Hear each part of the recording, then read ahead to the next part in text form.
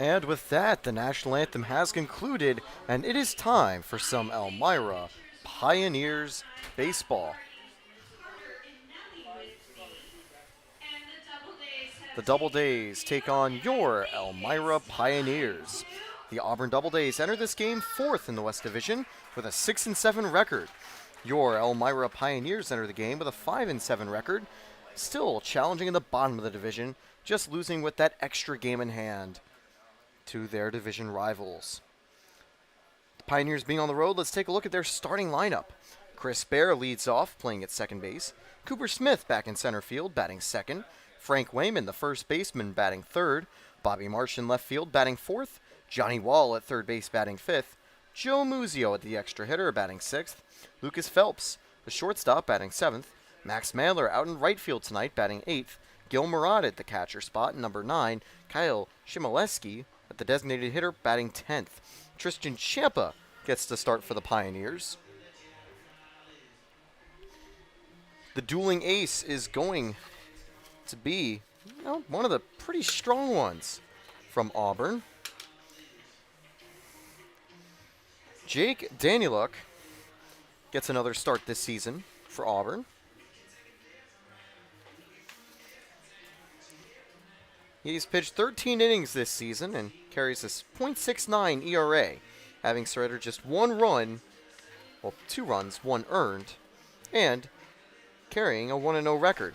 So disappointing for him to have 2 no decisions, but still enters as one of the most formidable pitchers in the entire PGCBL. He's also a left-handed hitter, which can definitely give some left-handed hitters in the Pioneers some trouble. But a fun fact for your Pioneers, I mentioned it the last time when they were facing Jamestown, is that they hit against lefties better than against righties. They have a .242 average in 95 bats against lefties, compared to a .161 average in 285 at-bats against righties. In fact, they've got 23 hits against lefties compared to 46 against righties, and only about a third of the at-bats.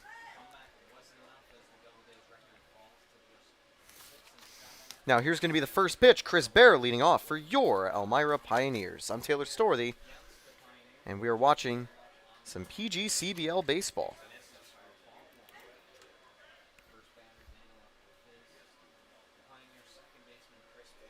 Chris Bear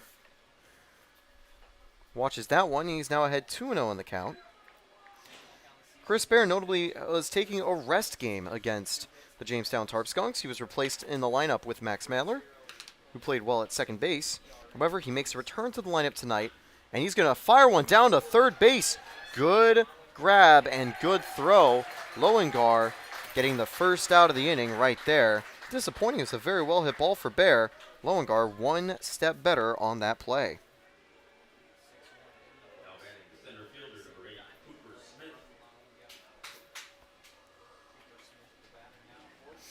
Cooper Smith ready to go. 1 out.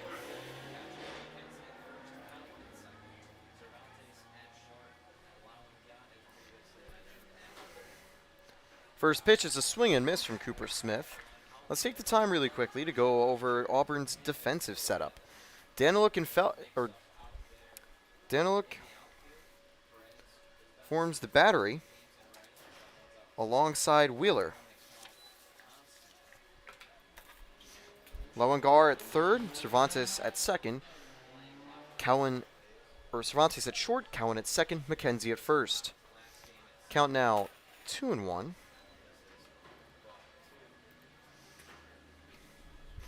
In the outfield, Guccia, Peacher, and Perez. Wheeler gives Danieluk the sign. That one's going to be lined up the middle. Base hit, and that'll be the first base runner the Pioneers can get off a line drive single. Splits the defense and impossible to get. That puts Frank Wayman up with a runner aboard. Good start here for the Pioneers. And good to see Cooper Smith doing well back at the plate. In the interleague game yesterday on Father's Day, Cooper Smith actually started from the mound for the Pioneers, surrendering 1 run in 2 innings. Wayman takes the first pitch. It's up high.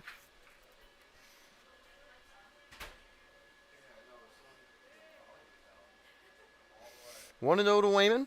We've got Smith on first. One away, so no real reason to try an intentional sacrifice here. Wayman's going to take that one inside. Ball 2.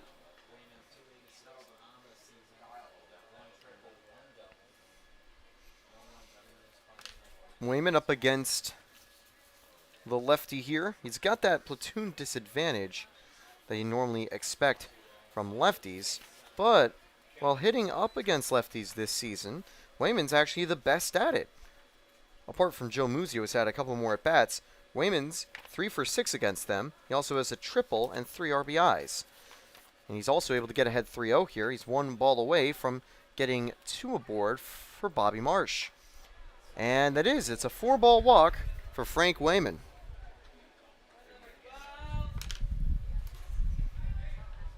Bobby Marsh, the Penn State commit, is up here with 1 out and 2 aboard. Unlike the rest of his team, Marsh does suffer from weakened performances against lefty pitchers. It's actually a very weird trend. He's one of the only players that is worse against lefties than against righties. But indeed, he is. Hitting 167 in 12 at-bats. He does have 2 hits and an RBI, but not the greatest stat line. That one's going to be taken inside, ball 1. And Daniluk, a little bit slow to start out here. One of the best pitchers in the PGCBL. A sub-1 ERA through 13 innings. Still very good start of the season for these pitchers. But again, getting to about the quarter-way point of the season.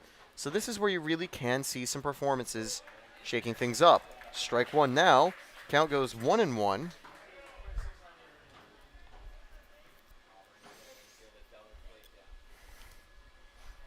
Let's see what Marsh can do here with a 1-1 count.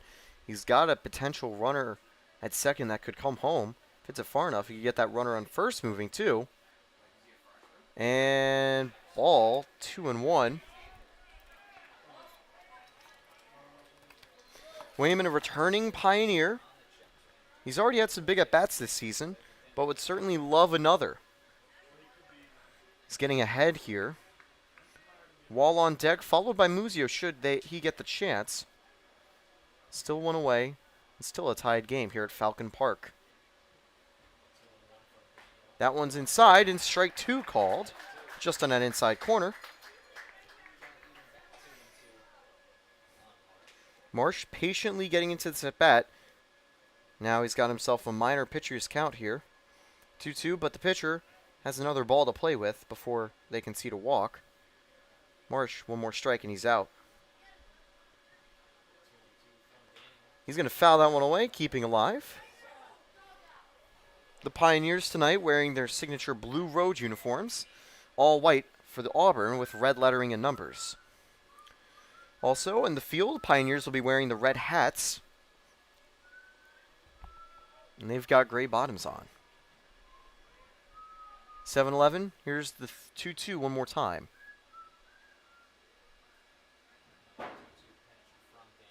And, ooh, that one hits him. Bobby Marsh is able to work the count and get on base via hit by pitch. The breaking ball missing that time. That'll load the bases for Johnny Wall. 1 away, a very dangerous spot now for the Pioneers. They don't always have very active first innings, but here they've already got the bases loaded and they still have 2 outs to play with. Wall hitting .250 on the season. He's tied as the 3rd best hitter for the Pioneers in 24 at-bats. He's also driven home 3 RBIs in total. That one bounces up and in a favorable direction for Wheeler, ball 1. The wild pitch brought home the winning 2 runs in the previous Pioneers game against the Jamestown Tarp Skunks. Wayman came home and in a rough slide, knocked over the pitcher. Thankfully he was okay, but Marsh was able to score on that play too. Wall this season hitting .273 against lefties. And is 2-0 there. Wheeler, again, struggling with that high pitch. But again, keeps it in front. No chance there for Smith to try to get home. Wall this season, he's 0 for 1 with bases loaded. However, there's going to be a quick conference really quickly between McKenzie and Daniluk.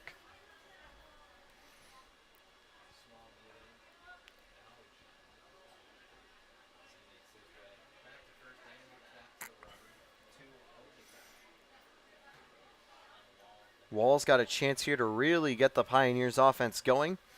If the Pioneers can win here, they'll likely put themselves into the top 5 in the West Division. He's going to take that one for strike one. That was some heat down the middle. Pioneers started out the season 0-5, but since then they've gone 5-2.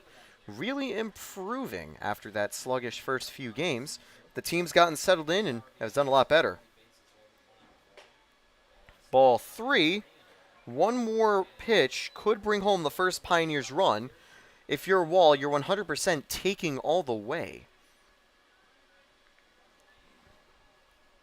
Favorable count here, 3-1.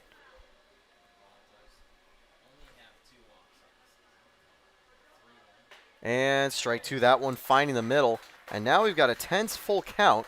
You could say that even if this results in an out, that Wall's done a good job just driving up Daniluk's pitching count and really giving a high pressure at bat, some high pressure stakes here. Still the first inning, but the first runs can be huge in a ball game like this. And ball 4. First Pioneers run comes home via walk. After that single from Cooper Smith, 3 free bases in a row, a hit by pitch and walk, and we're going to see the pitching coach come out here and have a little chat with Daniluk just to calm him down. But so far, I don't think you could really ask for a better start as the Pioneers. And in an ironic twist of fate, Pioneers, they've been a team that have been not great with free bases. Earlier in the season, they were surrendering nearly 10 a game at the first 2 games. And here they've benefited off those free bases and now take a 1-run lead early on. We're going to see someone going to the bullpen.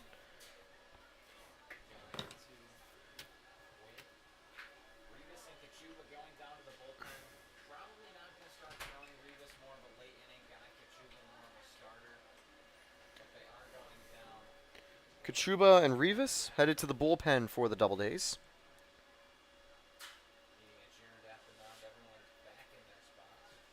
We'll have to wait and see if they do eventually want to take Daniluk out here should things get worse. That's just the second earned run all season for Daniluk coming in this first inning. And now Joe Muzio up here with a chance, bases loaded.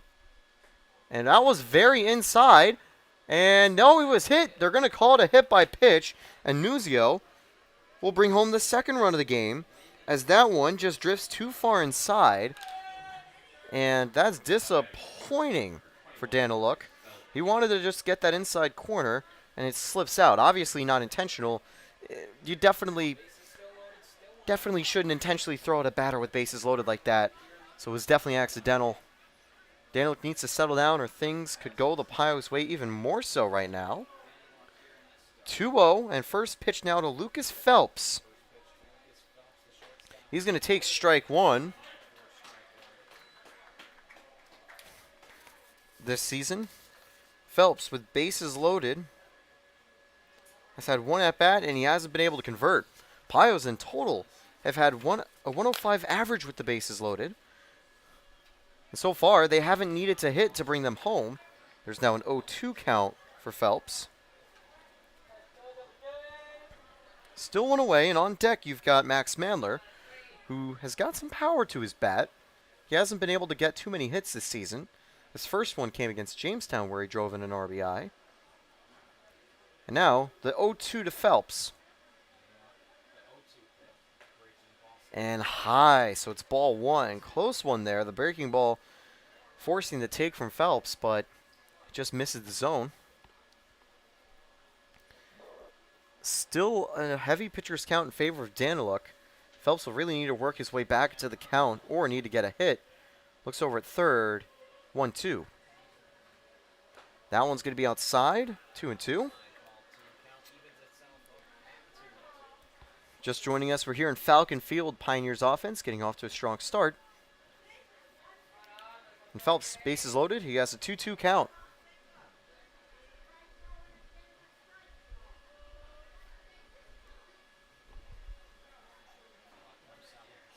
And there it goes, strike 3. Just tagging the outside corner. Good framing there by Sweeney. Or by Wheeler. And that'll be the second out. Mandler steps up here. Bases loaded situation. 2 away. We saw Mandler drive in a sacrifice fly earlier in the year. But sacrifice won't work here. He's got to put that ball in play to get those runners moving. Or take one for the team or get on base via walk. Seen runs come home off a walk and hit by pitch. He's going to take strike 1, that outside corner. Mandler with a 111 average and 9 at-bats. But the big thing for Mandler is that he's drawn 9 at bases, or 9 free bases, 7 walks and 2 hit by pitches. That one's going to be ball 1.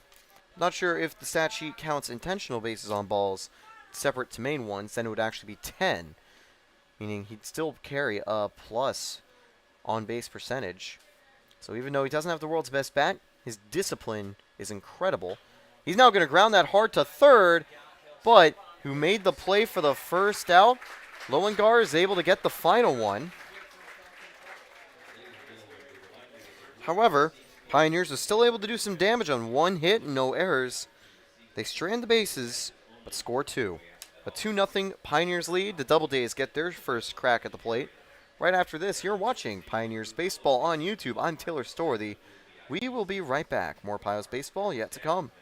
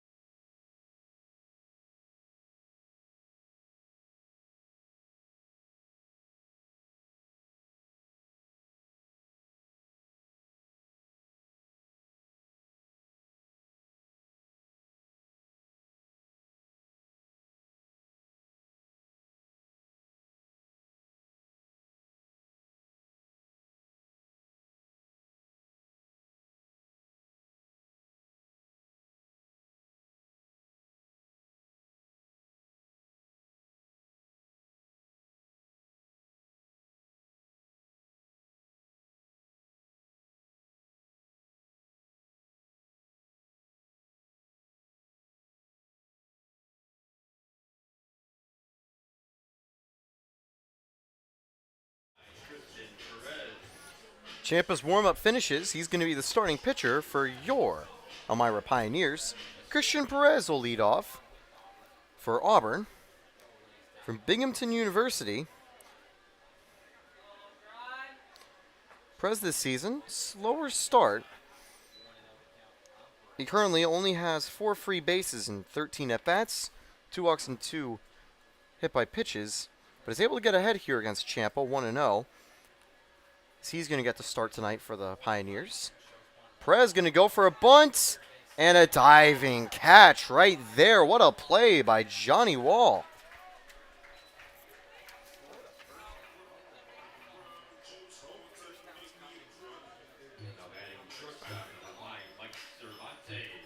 Michael Cervantes from the University of Louisiana Monroe steps up here, now with 1 away. Pioneers defense. Ciampa and Murad form the battery, but then you've got Wall, Phelps, Bear, and Wayman in the infield. Left field, Bobby Marsh. Center field, Cooper Smith. And right field, Max Mandler. That one's outside for ball 1.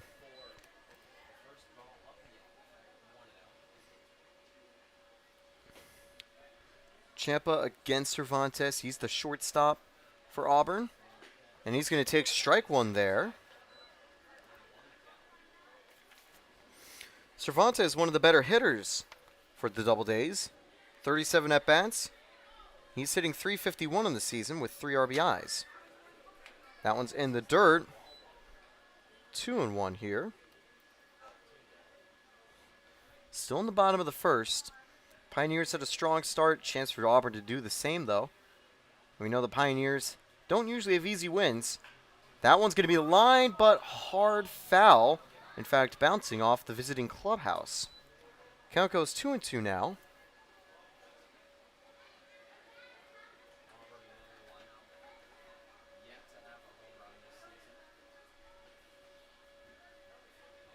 Pioneers conceded their first home run from the mound in the previous game. Kevin Serrano's first pitch was a 3-run shot. Cervantes goes down swinging, strike 3.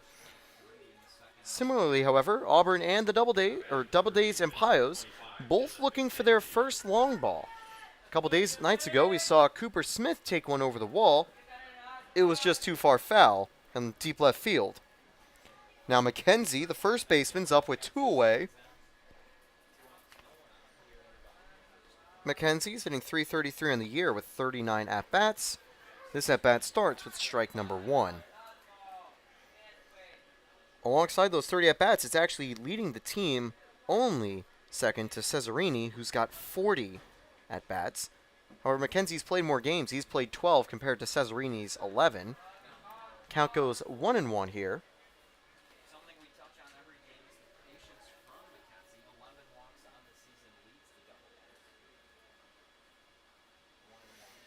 And that one's going to be grounded, picked up by Ciampa. Throw to first in time. The inning is over. And Ciampa, a strong start on the mound from him, gets his 19th strikeout of the season as the Pioneers send them down in order. Top of the second coming up, the Pios off to a strong start. Still have to hold on to it. We'll be back with more Pioneers baseball right after this.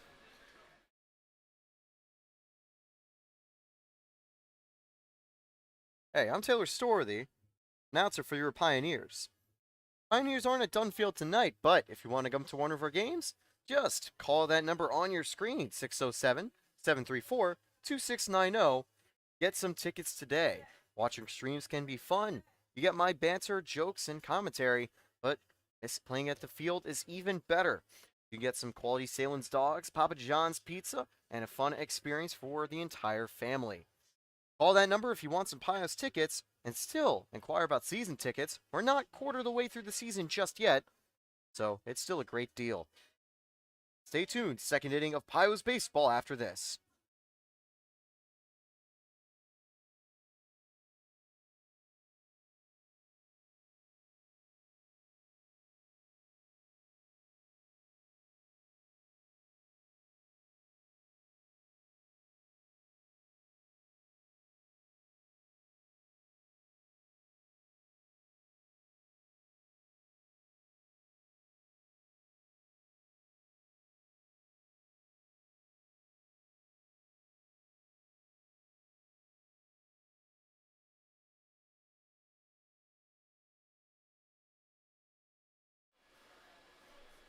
Top of the second, and leading off for the Pioneers, Gil Murad.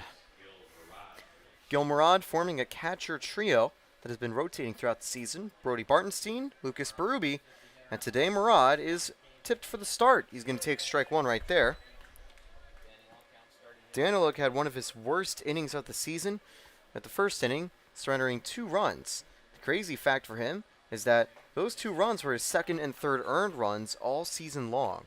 That shows just how elite he's been, and even the best will have some hiccups. He was able to recover and get 2 consecutive outs to get out of the inning with bases loaded. Falls behind 2-1 now to Murad. But the good news for Daniluk is that Murad isn't the world's greatest hitter. This season, Gil Murad, he's hitting only .150 in 20 at-bats. However, he is one of the better batting catchers for the Pioneers. Ooh, that was a bit inside, 3-1. Just dancing around that corner. Umpire gives it to Murad, though. For the season, Murad's still yet to find an RBI.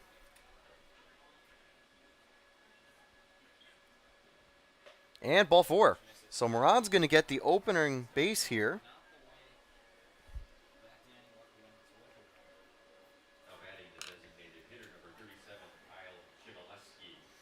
Kyle Chmielewski steps up here with a runner on and no one out. Pioneers have a little lead. I wonder if Drum would want to play small. He doesn't usually. Chmielewski is a player that can get some hits, get on base. This season he does have or comes into the game with a 125 average. Those numbers below the Mendoza line don't sound great for the Pioneers, but once you remember that the team is hitting below the Mendoza line in total with a 182 average, those numbers aren't super far off from the median. And besides, bats can always come alive at the right times. Chmielewski, however, goes down 0-2 here. So fighting back well after that walk, a very nicely located pitch in the outside corner. Wayman and Marsh might be a little disappointed to see those pitches as strikes. An established inside corner to the right was something that plagued them in an earlier match against Jamestown, and Chmielewski goes down swinging, strike 3. Still a runner on, and now Chris Bear is going to get another chance here. Bear was the first player for the Pioneers back in the first, but grounded out. It was after that the Pioneers were able to use discipline and one hit from Cooper Smith to get an early lead. Bear's going to take that one just high. Wheeler stays in front of it. Checking first base, Gilmarad, not a, devious base stealer, but he might go for it. We've seen some players taking some runs. For instance, Joe Muzio. He's not the world's fastest player, as there's a swing and miss from Bear. Muzio isn't the fastest player in the world, but he leads the team in stolen bases. So you always will have to wait and see. Interesting to see how they manage him on the base paths. But now here's the 1-1 to Chris Bear. Bear's going to get under that. It's going to be a fly out to center. Center fielder gets under it, and that's going to be 2 away. After that leadoff walk, Daniluk has been able to get under it, finding a little more Danny luck this half of the inning. Now he's got to take down Cooper Smith, the only Pioneer to get a hit in the game, to end the inning.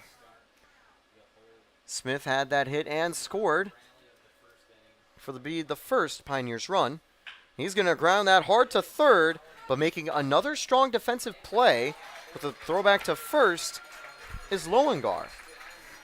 So this time it's just 1 walk surrendered, stranding 1 runner. Daniluk finding a little more luck this inning, leaving just 1 aboard, entering the bottom of the second. Thank you to C-Tran for being this inning's sponsor for your Elmira Pioneers. It's the smart way to go. They provide accessible transit for everyone in the Chemung County. You can learn more about them by Googling them, Chemung Transit. Figure out why they are the smart way to go. Thank you, C-Tran, for sponsoring your Pioneers. Bottom of the second, right after this.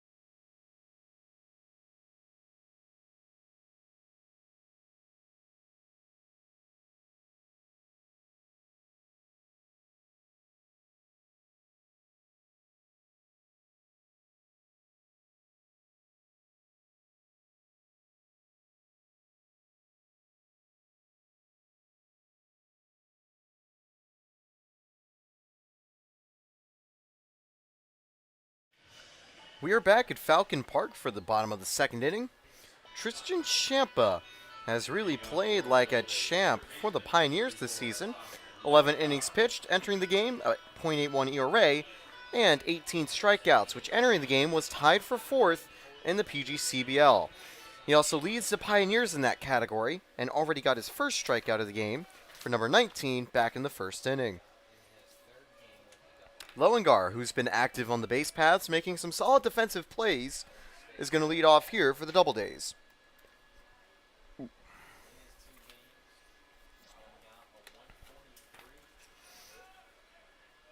Lowengar, he's got 1 hit and 7 at-bats, but he does have an RBI to show for. And I will apologize, got to move that graphic. 2-0 now to Lowengar from Champa. That one's going to be grounded. Foul for the first strike to Lowengar. The Doubledays in general batting better as a team, hitting .230 on the season, also with a .363 on base percentage. 2-1 now. That one's high for ball 3. Lowengar with a good take. Lowengar getting on base would be his second walk of the season. He's only got one walk and no hit by pitches. This time he's just going to line it to left, and it's going to get down for a base hit. Marsh right on it. It'll keep Lowengar at 1. That's going to bring up Stenson with a runner aboard.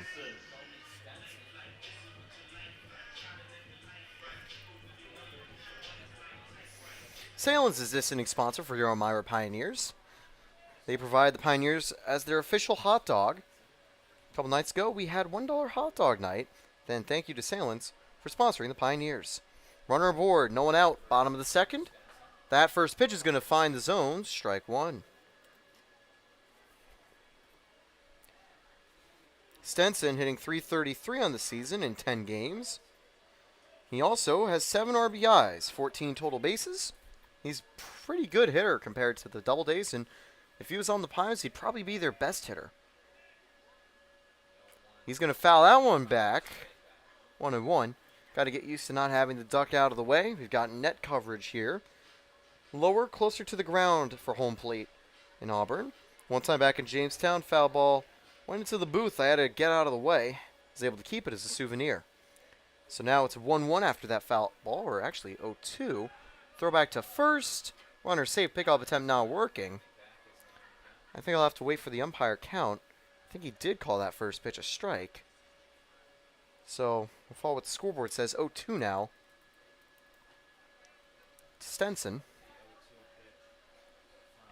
Stenson pops that one up, getting under its Wayman. If he can see it in the sun, he does. That's going to be the first out of the inning.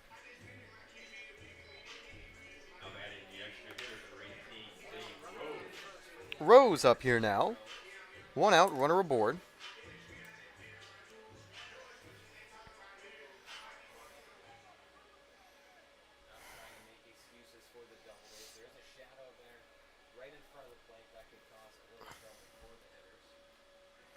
Here's the first pitch to Rose now from Champa. That one's going to be grounded shallowy. Wall picking it up. Not enough time. He's instead just going to throw it at second to make sure the runner doesn't go. So Rose, with a very shallow hit ball, is able to get aboard with speed. 2 aboard, 1 out.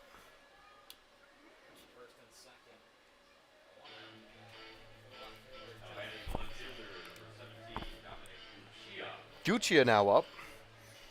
And I will say the Pioneers as a team have just been playing better since that start of the season. And I think one thing they've improved on the most, just pitching for strikes. Drum said he'd rather get 2 runners aboard off 2 hits than runners going on thanks to walks or hit by pitches. And so far there are 2 aboard thanks to hits, but pitching for strikes has also given them 1 out, which will help alleviate a little pressure that Champ is feeling. Champa, he's had a couple appearances, 1-0, and also with a save.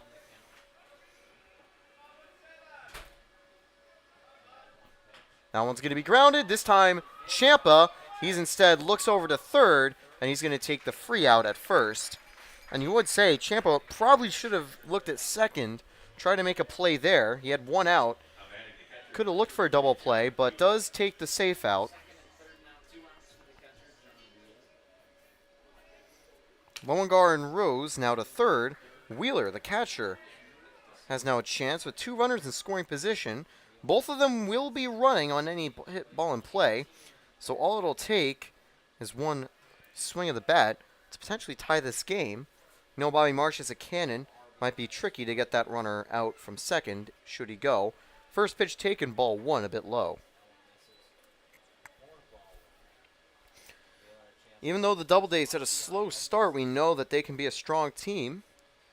They're currently 4th in the division, and a win here would help close the gap to the top teams in the division. Swing and miss right there from Wheeler. Strike 1. Champa looking to get past the 20 strikeout milestone, and this would be the best time to do it. 2 aboard and 2 out to just retire the jam.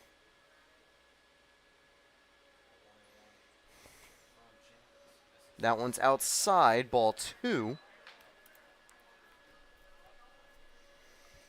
He's got a free base, but I don't think you really would want to walk a batter in this instance. Wheeler this season, hitting 118 as well. Wheeler fouls that one back. Count goes 2-2.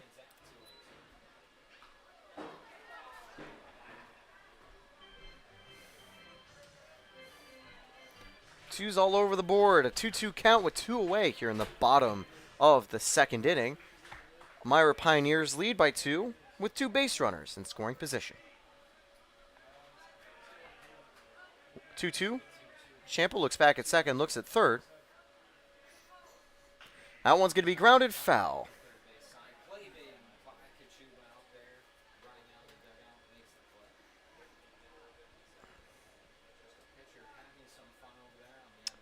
Champa, another Pioneer who's from Northern Essex Community College. It really is a Pioneer factory, providing the Pioneers with a lot of their players. 2-2.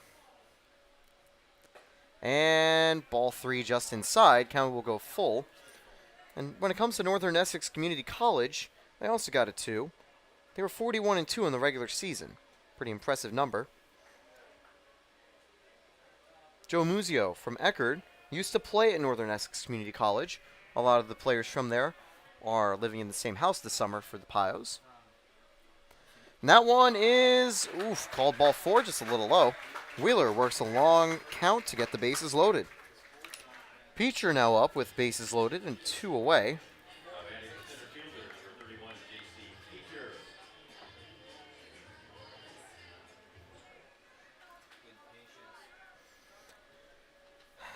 Pressure's mounting. The good news is the Pioneers can just play at their standard depth. They just need to get one final out of the inning. Champa just takes a step off to settle down really quickly. Wildman has faith in him. Champa's been very strong all season. But again, dangerous spot for the Doubledays. Swing and miss, strike 1.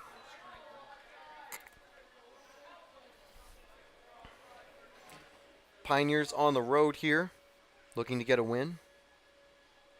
They've done well on the road this season.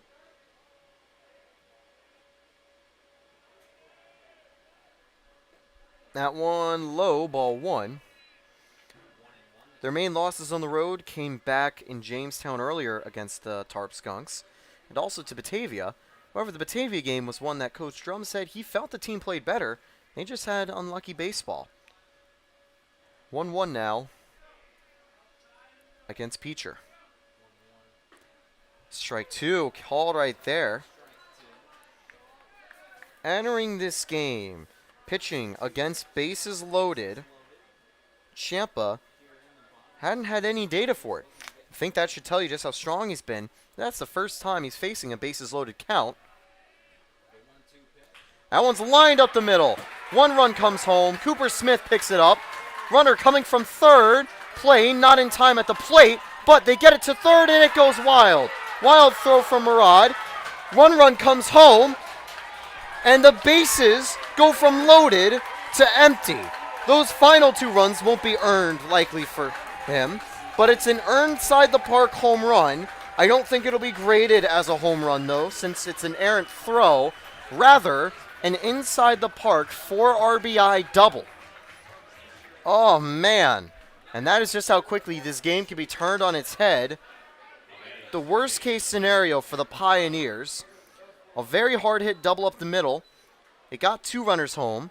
Gil Murad saw the play at third, threw it there, gets away from Wall. It gets to the outfield, and Bobby Marsh, having to get to it, can't get it before Peacher makes it all the way home.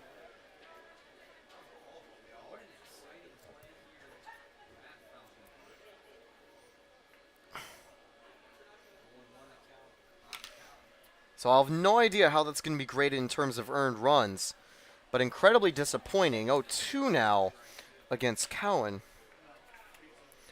That at bat for Peacher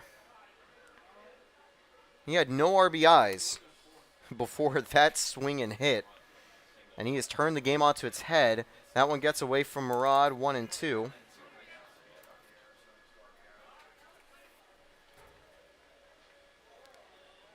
Gil Murad on the season, he had one error entering the game.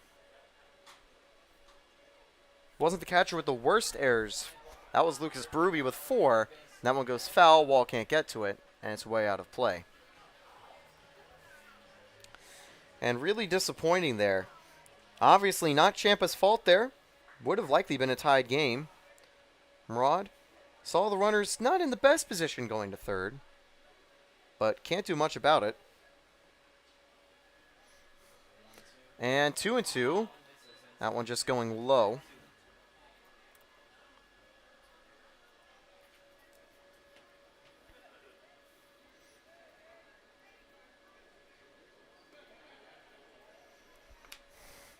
Two.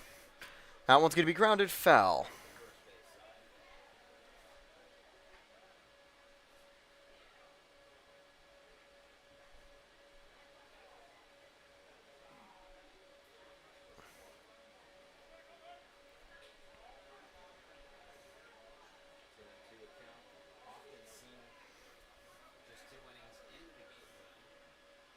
That one's going to be grounded, and this time Ciampa gets to it, and that'll be the final out of the inning. But the Doubledays have climbed right back off one swing of the bat. Peacher's line drive to the outfield and consequent error from Murad bring home every single man. And, of course, you'll have to check point streak and see how that's graded. I think it would be unfair to call that all those runs earned against Ciampa's, but he was responsible for the 3 before. The first error from the Pioneers coming at the wrong time. 4 runs on 2 hits, 1 error, but the bases left empty afterwards. 4-2 lead will be back. Exciting start. See how exciting it stays for the rest of the game.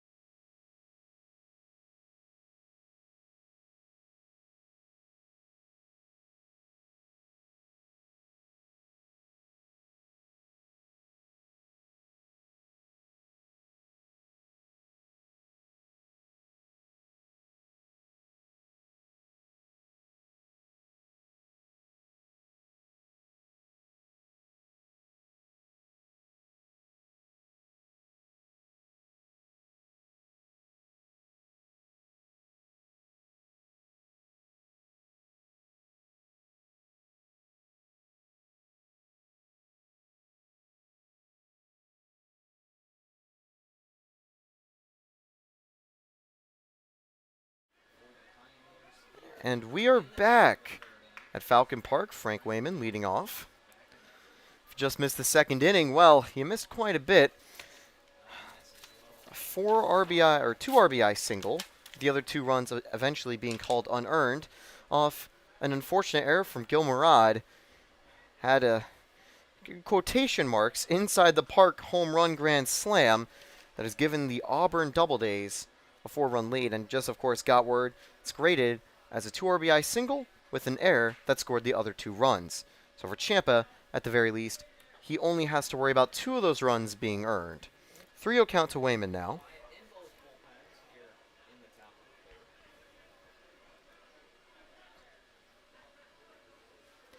Movement in the Pios bullpen, I think a little more warming up here in Auburn. Not really sure, though. Although Daniluk, as he throws a strike right there, will definitely have pressure alleviated with the lead. He's had some longer early innings, though, especially the first inning, where he saw free bases bring home the first few runs. Wayman taking some takes in a row. He got on base with a walk last time, and now will work the count full. Daniluk battling back from a 3-0. And now Wayman getting on base with a walk again. So I'll bring up Bobby Marsh.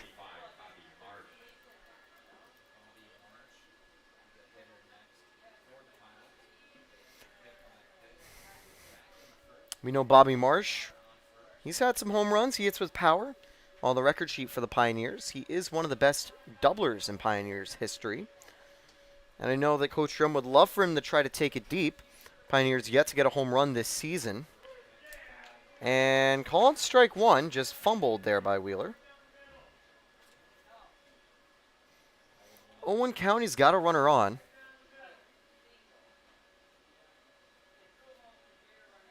Oh, 1. That one's low, ball 1.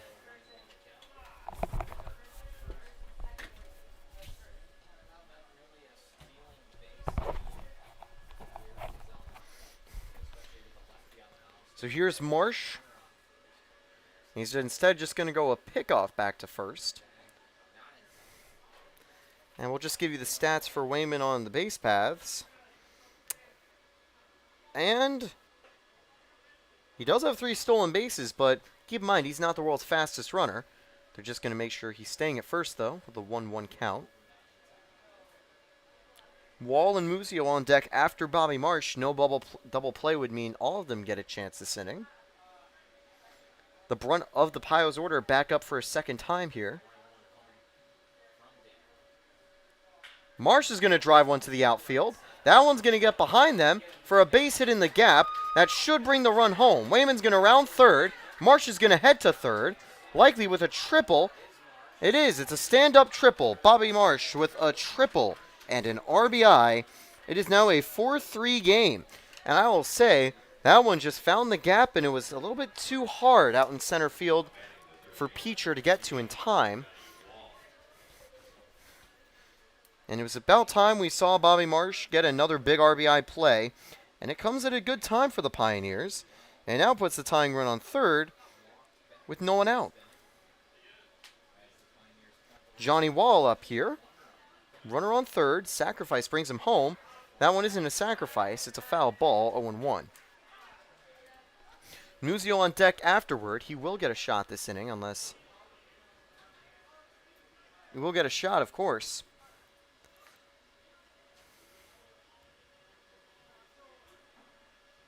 That one, strike one, tagging the corner, 0-2. Wall got on base with a walk last time, and he was stranded at second after those first 2 came home.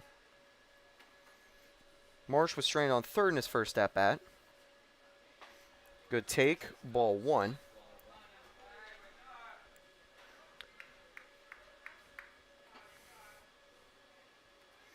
A 4-3 game, an offensive explosion early on here.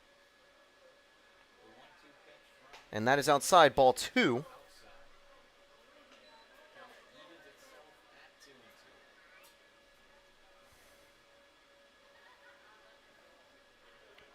So Wall, he's got a runner on third. He wants to bring him home, tie the game. But he also is now going to work that count full from 0-2.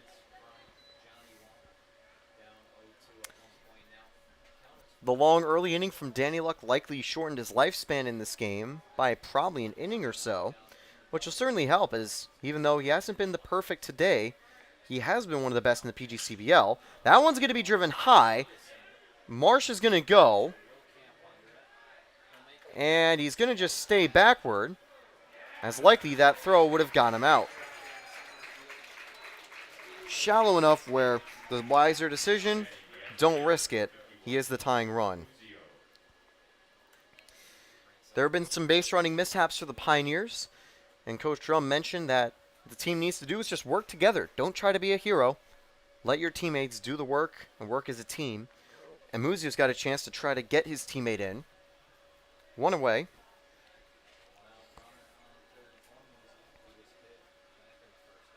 Muzio taking strike one. That was a little bit outside on that corner. But the umpire giving it to Danny Luck. 0-1 for Joe Muzio.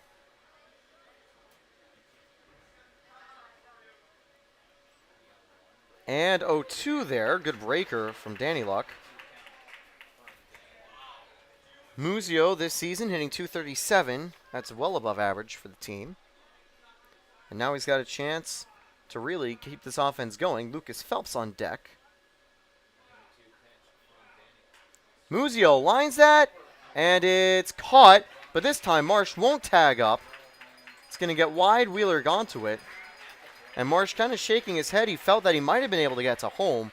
Wildman still wanting to play it safe. Those balls weren't deep.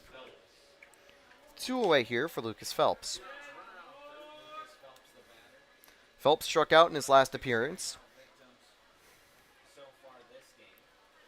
Just needs to put a ball in play and try to bring Marsh home. Marsh will definitely be running on any outcome here.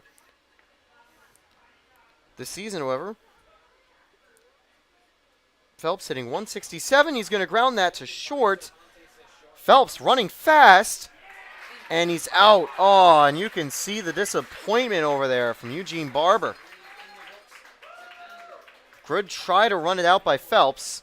He won't be able to. 1 run comes home on 1 hit for the Pioneers. It was a big triple from Bobby Marsh.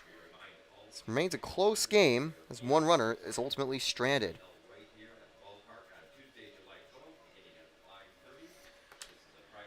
Bottom of the 3rd coming up. Thank you to Multimedia Printers for being the sponsor for your Pioneers. They provide us with all the signage out in the outfield.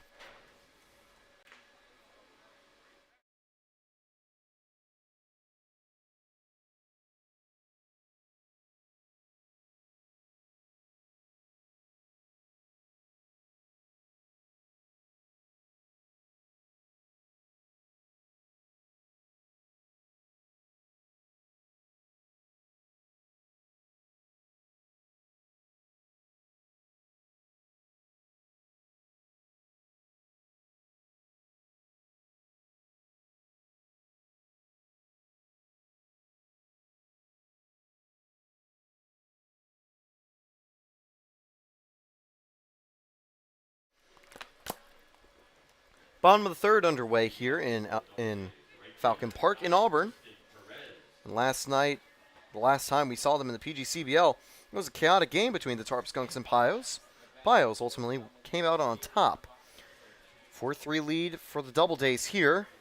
Champa looking for a better inning after that very weird play. Sent 4 runs home for the Doubledays. I mean, that's the game of baseball, though. 1 little slip can cause some damage. Apart from that, Champa nearly perfect. That one's going to be grounded over to second. Chris Bear gets the first out of the inning. And with that, Perez, top of the order, is retired. Cervantes, he struck out in his previous at-bat, is up with 1 away. Papa John's is this inning sponsor for your Elmira Pioneers. They give us our actual pizza at Dunfield. When you're there later, you can go and get yourself a slice. Thanks again to Papa John's for supporting the Elmira Pioneers. Cervantes up. Doubledays have the lead. They definitely want to improve that lead. That one's flown deep to Cooper Smith. He comes up with the play right there. Cooper Smith had a couple jokes thrown his way from the team after a relatively tough game in Aniata where he dropped a couple balls in the outfield. But since then, Smith has recovered flawlessly in the field, also proving his ability to play in right. And has also been a consistent batter at the plate for the Pioneers. There's a reason we see him every time. And indeed, Joseph Krakowski, this field is really good. The facilities are great. Doubledays used to be in the New York Penn League. That's the reason their facilities are up to the industry standard. And their field is turf. So that'll give them an interesting surface to play on, although maybe not the world's friendliest to slide on. 2 away here in the bottom of the 3rd. Outside, ball 1. And you can take a look at Champa, and you just got a feel for him. He hasn't done too much wrong, except for laying up some hits. And even though trusting the defense is the better thing to do than giving up free batters, it can also sometimes give you a couple unfortunate errors, like it did back in the 2nd. But still, some time for the Pios to get back. They're also a very late active team. In their recent victories, they found a lot of runs late. That one's going to be flared out to the right. It's going to be a tricky play over there, but Max Mandler, a man who can do it all, a jack of all trades, gets the final out. We saw him making some great plays at second base in Jamestown, and in right field gets the final out of the inning. Champa, unfazed by that 2nd inning, he retires the Doubledays in order. We'll be back with more Pioneers baseball after this. Top of the 4th coming up. Doubledays still lead, but still half the game to go.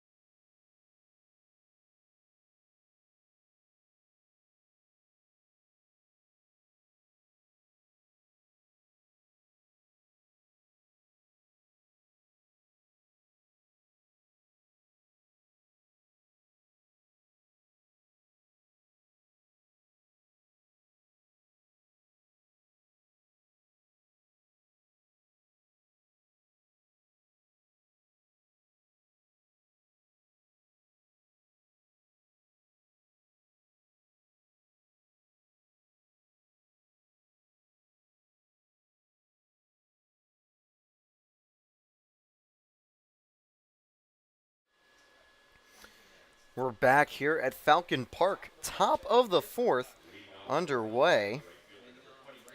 Thank you to Demet's Candy Company for being this inning's sponsor of your Elmira Pioneers. He knows, likes candy, Max Mandler. I actually don't know that for a fact, but I assume he does. Thank you to Mets for sponsoring your Pioneers. And someone who's wanting a sweet outcome to this at-bat? Well, our very own right fielder, Max Mandler. 1-0 count. Pioneers were a few steps away from tying the game on a hit from Lucas Phelps. He was just out on a close play at first, though. It still remains a 4-3 game. The count goes 2-0 here. Good takes from Mandler. He grounded out back in the first inning with bases loaded. Now he's got empty bases, maybe a little less pressure, can help him here. And strike one right there, 2-1 count. Mandler, again, a very patient batter. We mentioned that he's gotten on base in as many at-bats he's had all season, thanks to hits and walks. And by hits, I mean hit by pitches. Now works a 3-1 count. I have a feeling he's taken all the way. So far today, Danny Luck has had 6 free bases conceded. And two of those players have gone home. And that one's going to be a little high. Ball 4, that was definitely borderline, but this one goes the Pios' way. They get a runner on the start. And here comes Gil Murad. Generally, you don't need motivation at the plate, but he's going to have a lot right here. Pioneers trailing by 1, and he's got a runner on. And that'll be the day for Danny Luck. A tougher start, but he does currently inherit a winning situation. In total, 3 earned and 3 complete innings. He conceded just 2 hits against the Pioneers, but 4 walks. He also was able to come up and record 2 strikeouts. Notably as well, facing 18 batters. Likely pitch count was one of the reasons he had to be substituted early. But now it'll give a new arm for the Pioneers.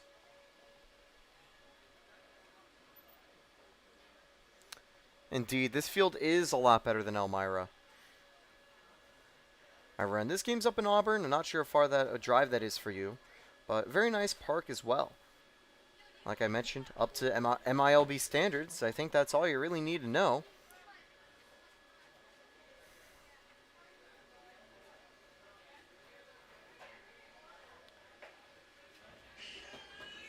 And there's the other pitch.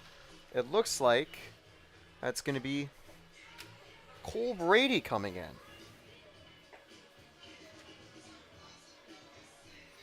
He'll be tasked with going a few innings and just keeping the game as is. He's got a runner aboard, no one out.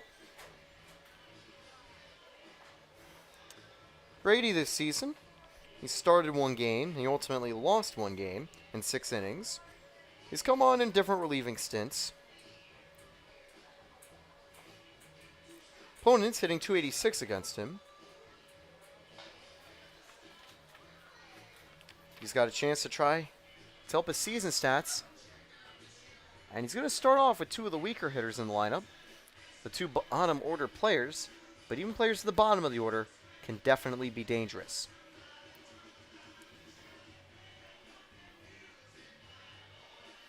So big PGCBL implications for this game. The Pioneers winning would shoot themselves up into 4th. 1 game in hand ahead of the Doubledays. While the Doubledays winning would keep them in 4th, as they stay right behind their divisional rivals challenging for the top of the division. Now here comes Gil Murad with a runner aboard. And that's the thing, though. Most stadiums in the PGCBL, Krakowski, don't really sell out. We actually do have a very good crowd here tonight, considering a few of the other places we've gone to, say Utica, Oneonta. Jamestown sells pretty well. Batavia does too. But generally, Elmira's one of the only teams that can really sell out in the PGCBL. First pitch taken high from Gil Murad.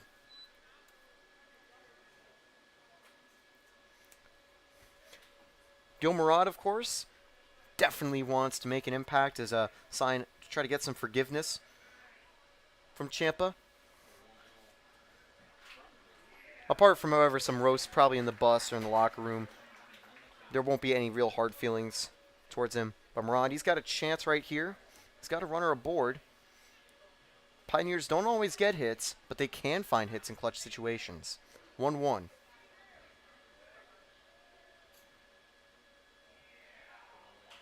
Murad fouls that one off. Shame it didn't go the other direction. Likely could have gotten down for a base hit. So that's a souvenir that might have just exited the ballpark. 1-2.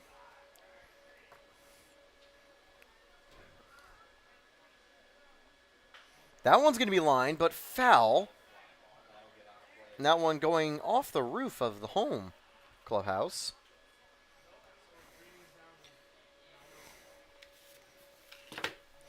In his first at-bat, Murad got on base with a walk to open the second inning, but he got stranded at first.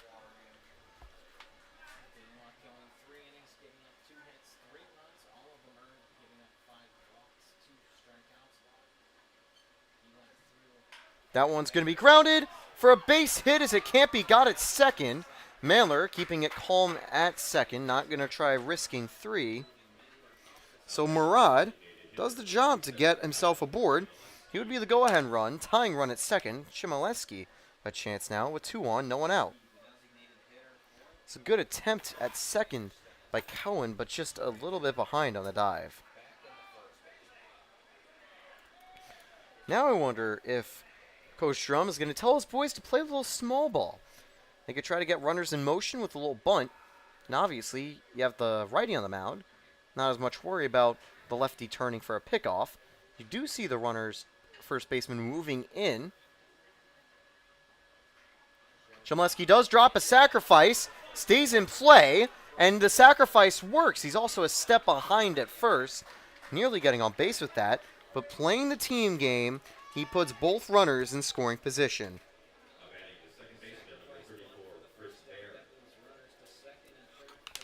One away, and Chris Bear back up now. He's got some pop on his bat, and if he found it here to get something to the outfield, you could see a tie game at the end of it. Flew out and grounded out in his first 2 plate appearances. So far, we've had a pretty strong pace of play.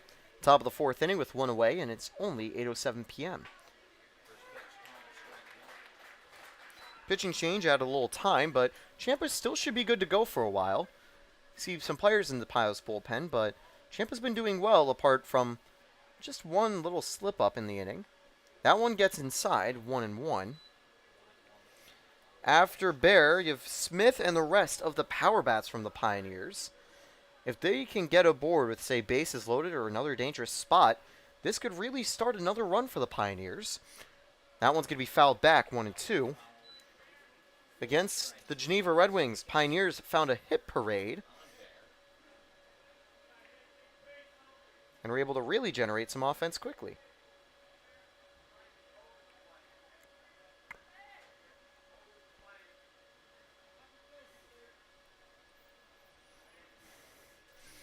Pioneers entering this game on a 2-game PGCBL win streak, 3-game win streak if you count the interleague game against Coach Barber's men's league team.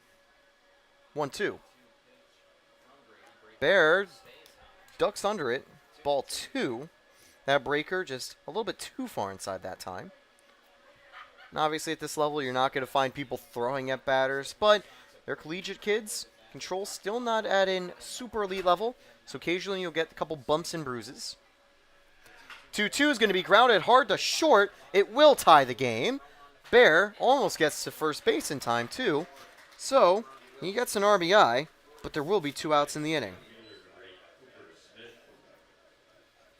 Cooper Smith up, and now it's a 4-4 ball game. And that means Damiluk has 4 earned on the day, and ultimately can at best get a no decision.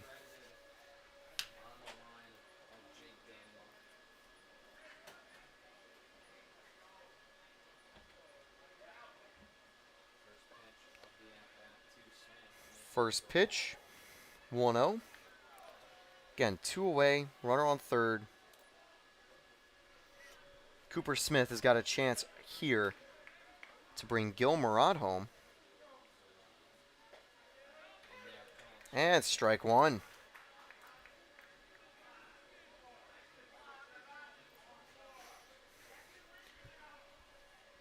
What can Smith do here? We know Steve's always in the streams. And, just on the outside corner, 1-2. Smith today, he had a single and a ground out. He's 1 for 2. On deck is Frank Wayman. He'd love to get a crack at it. And that one's away. But staying at second will be Gil Murad. Not going to risk it there. Wheeler was also right back on it.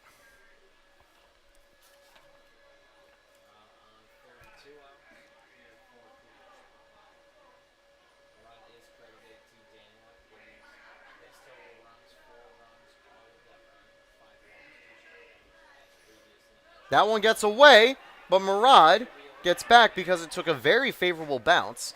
And that's what's always funny, because you never know how the backstops are in each park. For Auburn, it's a little bit shallower. It's a little bit harder to get on with those wild pitches. And it took a very friendly bounce for Wheeler, so Murad had to get right back to third. And I think he was talking about that bounce alongside Lowengar at third. Now we got a full count for Cooper Smith. Ball 4 in a close play, and you can see a little stretch from Brady as he tried to hide his disappointment on that pitch. It was a borderline one. Gave the tie to the batter. Here comes Frank Wayman. Runners at the corners. Wayman's been quiet tonight because he's just gotten on base with 2 walks, and he scored twice.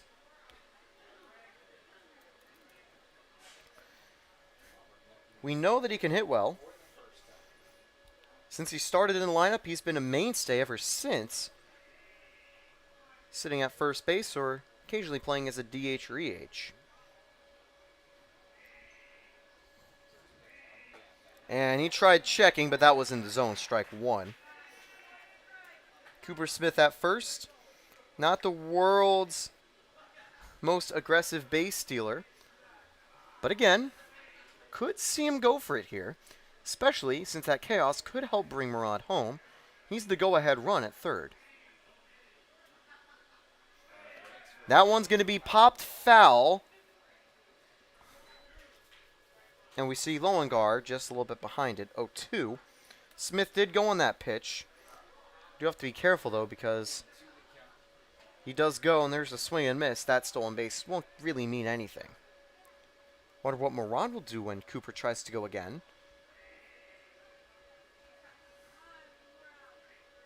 0-2. 2 away.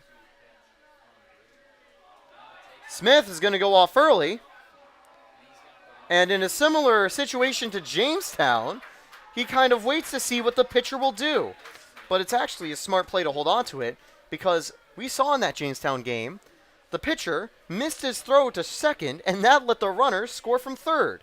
So instead, Smith gets one of the easiest stolen bases. That's a little trick play that the Pioneers employ. Still now 0-2, runners both in scoring position. Wayman swings and misses in the dirt. Wheeler's throw to first is in time. The inning is over. So that little stolen base won't come back to hurt him. But 1 run does come home on just 1 hit. No errors.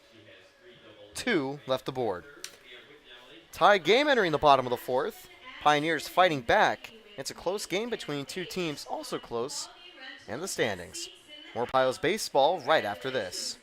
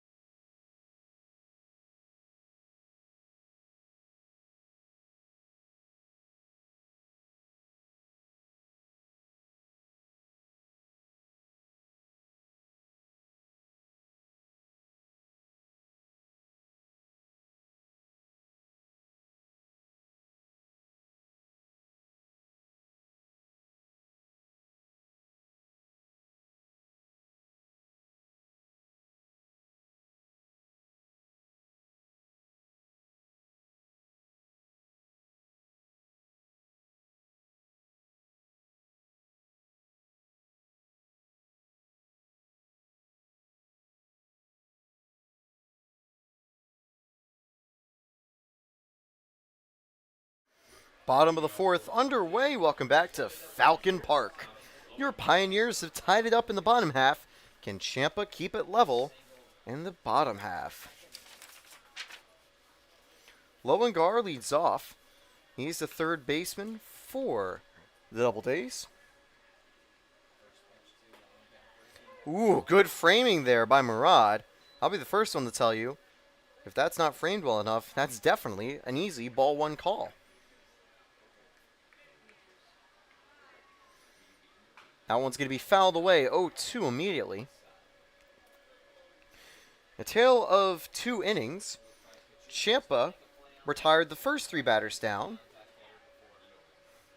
Twice in a row in the first and third innings, 1-2-3, 1-2-3.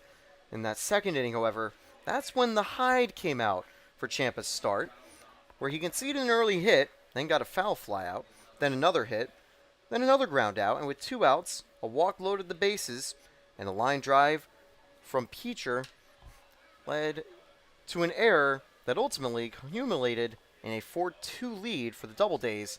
That lead's gone back down, staying alive in the count as Lowengar. He singled in his first plate appearance. And no, Krakowski, it's standard PGCBL play, full 9 innings, unless there's a mercy rule, but at this rate, these teams are neck and neck. I highly doubt we'd see one. And hey, Eugene, welcome to the stream, and yeah, sadly not to see you. So over at first base, it's actually Brian Joe. That one's going to be grounded over to third. Fires to first. What an arm from Johnny Wall, and he gets his man out in time.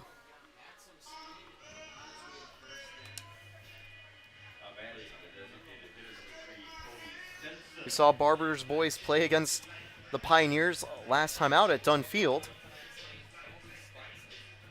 But tonight back to standard PGCBL competition. 1 away. Base is empty still. Now, number 5 hitter is going to be up. At Stenson, he fouled out in his last plate appearance.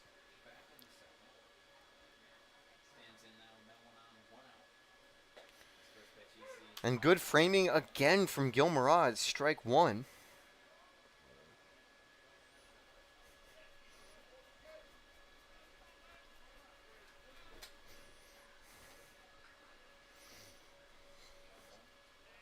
Oof, just outside. No framing from Murad, able to help that time. 1-1.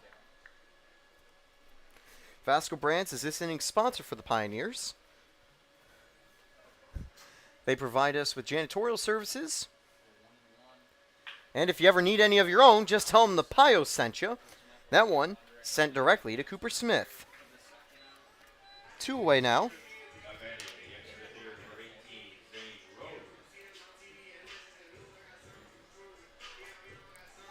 And indeed, the Civil War over between the coaches. A friendly dugout once again. Of course, it was always friendly. And again, always good vibes for this team. That's been a constant from day one for the Pioneers. Whether they're relaxing in the locker room, having some ping pong, or just hanging around, or on the bus rides. Staple for the team. Playing the classic game Mafia together. 1-0. And in fact, as the count now goes 1-1, last time out, it was former Auburn Doubleday Eric Charnetsky helping lead a few of those games. He accidentally outed one of his teammates as the Godfather, one of the main players in the game, kind of ruining a round. I was talking with one of the counterparts here at Auburn, and they kind of can confirm Charnetsky can be a little goofy from time to time. But again, quite a few goofy players as well. Taking a look, Bobby Marsh, Joe Muzio. Overall, very fun dugout atmosphere. And it's allowed them to have great chemistry on field, too. We've seen them turn many good plays. That one gets by Champa, but it's going to be Bear, and I can't get the throw in time. And as he was just trying to rush the throw, it slips out of his hand. Probably wouldn't have gotten him, though. Rose gets aboard. Even on the 0-5 start, this Pioneers locker room still remained ecstatic and still remained motivated. And now that they've been able to get some winning form underway, that atmosphere has just gotten even better. So definitely a fun team to be around this season. 1-1 here. That one's going to be lined. Gets past Bear to right field.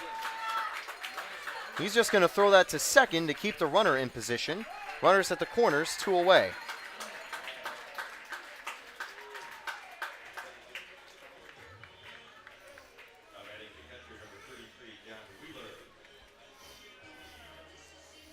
Pios was running on that hit ball, and he got to third thanks to it. And we're going to see Wilderman come out, I think, just to settle Ciampa down. I don't think there's any reason to make the change yet. Ciampa's been doing very well, and I don't even think his pitching count's too high up. He hasn't surrendered a free base apart from Wheeler back in the second. And I'll tell you what's funny. 2 outs, 2 aboard. Guess who's at the plate? Yeah, it's Wheeler again.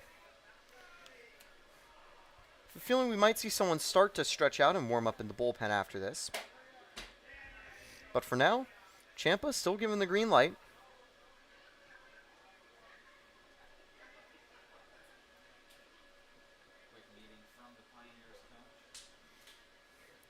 Wheeler ready to go. He's got 2 on and 2 out. They just need to get 1 more. Now, do have to be ready. If they steal, I think they're just going to want Murad to hold on to it. They aren't going to steal. They're going to stay. And a good framing again from Murad. He's taken that outside pitch and made it into strikes.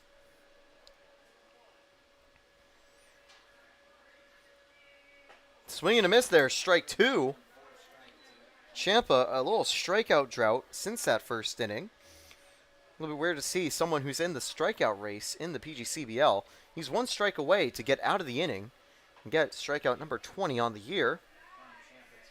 Fouled away. Wheeler staying alive as that one goes off the net.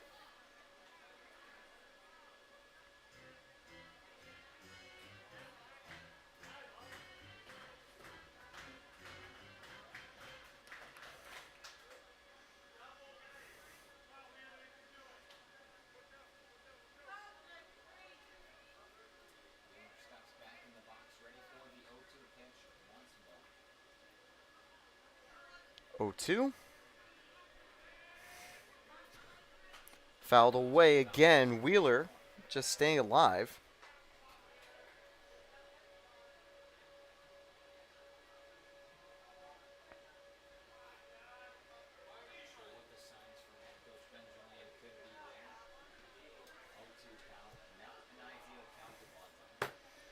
Can Ciampa get out of the jam right here? He's got 2 aboard in a tie game. And, ooh, just outside, Murad throws it to second, but they get him out on the caught stealing attempt. Wheeler will get another chance next inning. Murad gets the final out of the inning to retire the side. So in the end, 2 hits, but nothing to show from it. 1 left the board. That's the 4th inning. We'll be back, inning number 5. More Pios baseball right after this.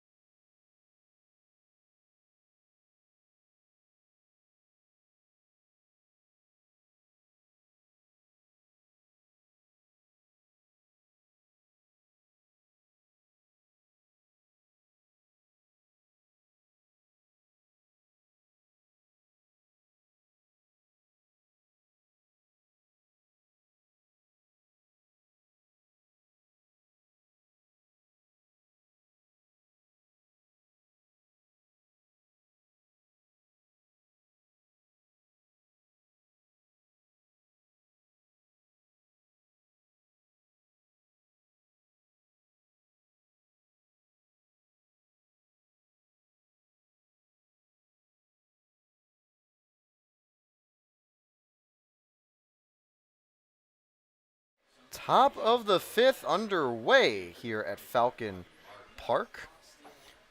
Auburn, New York. It's a nice night here, 8:25 p.m. So stressful innings, a little bit slower. But Bobby Marsh now, 70-degree temperature. He's leading off. We don't have stat lines in 70-degree temperatures, but whatever the temperature is, we know Bobby Marsh can deliver. 1-0 count. His previous at-bat saw him send a triple into the gap, bringing home an RBI, which helped the team tie it up. Seeing some signs over there from the team, whether it's defensive positioning, telling his outfield just to stay back. Outside corners, strike one. I will say those outside corners for batters have generally been mixed as strikes.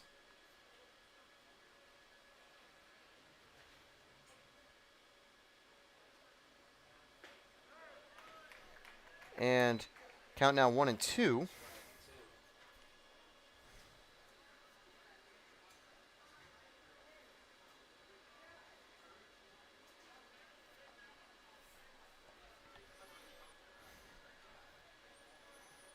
That one's going to be fouled away. Still a 1-2 count.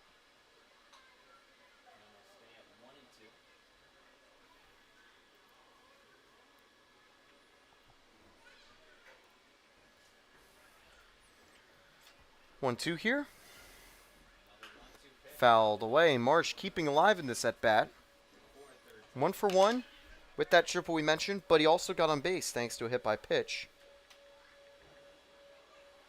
Already the third time through the order for the Pioneers. Here in the top of the fifth. Just about through the halfway mark of this game. Outside, ball 2. Good take from Bobby Marsh.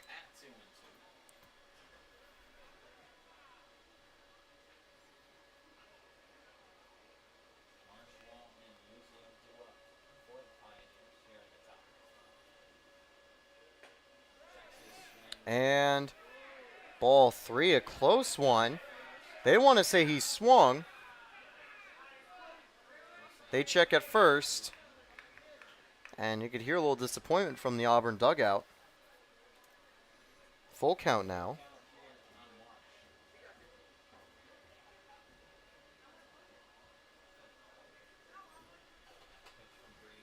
That one's going to be popped up. Guccio trying to get it, and he will. That's the first out. One away. Here comes Johnny Wall with the bases empty.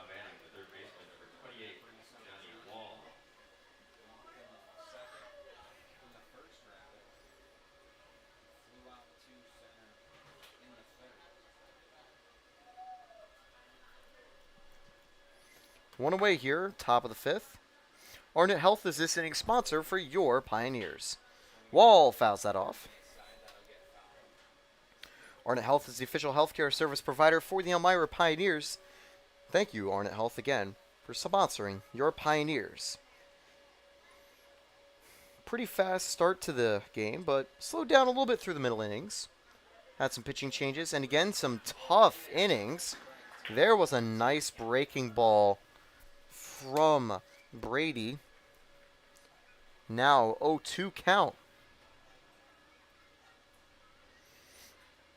That one's going to be grounded. Gets past Brady, and it's one of those little shallow ones.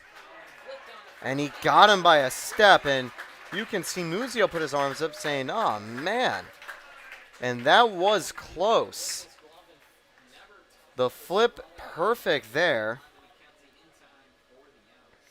And I think it did deflect off the pitcher. That would be a G143 because of the deflection. But wow, 2 away there. That's going to bring up Joe Muzio. Muzio, he's from Eckerd in the Sunshine State Conference. He's faced some of the stronger pitchers in D2 in the nation. Tipped foul, strike 1.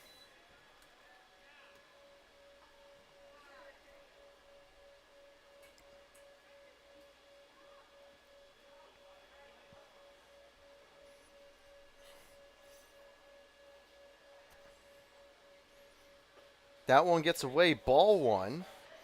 Seen a couple of those balls bouncing off of Wheeler's glove, but only once or twice did it happen with runners on base, which has certainly benefited the Doubledays, not having to worry about it.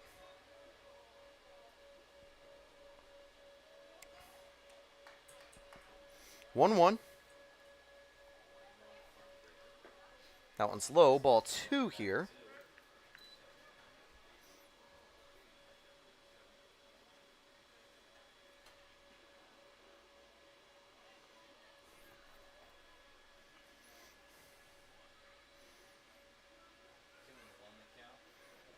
Here's Muzio, 2 away. And takes strike 2 on that outside corner.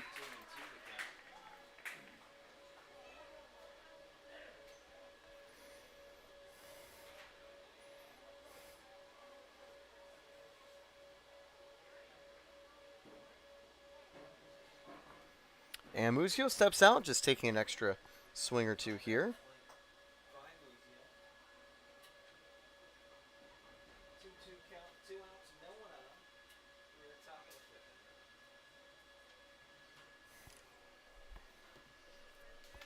Two now to Muzio.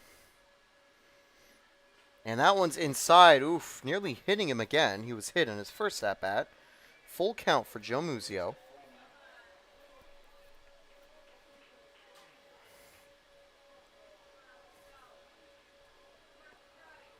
On deck, Lucas Phelps.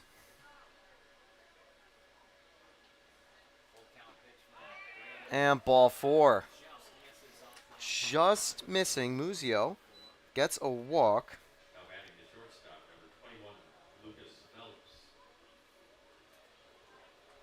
That's the 9th free base surrendered to the Pioneers in the game. And that gets a runner aboard. 2 away here. Top of the 5th. Chance for Phelps to try to get some offense going. Potential chance to bring the Pios back to the lead. They lost the lead in the 2nd inning, but have gotten it back even, and it's level here. Top of the 5th.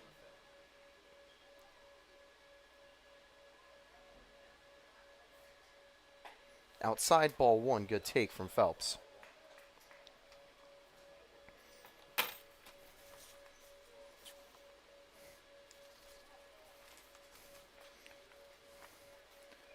This season, Phelps against righties. 2 hits and 14 at-bats entering the game.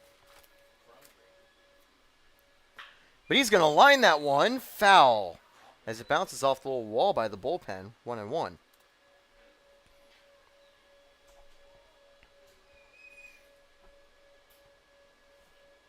Sunset coming soon here in Auburn.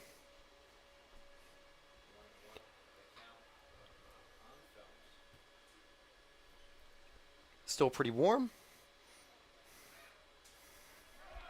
Runner goes. Throw from Wheeler. Not in time. And Muzio racks up another stolen base.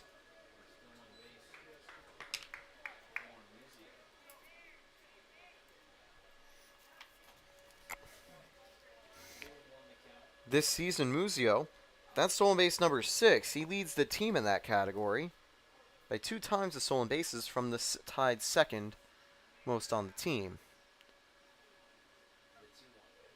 That one's going to be lined to center. Gets down. Muzio rounding 3rd. The throw in from center field is a close play at the plate, but he's going to be out at the plate.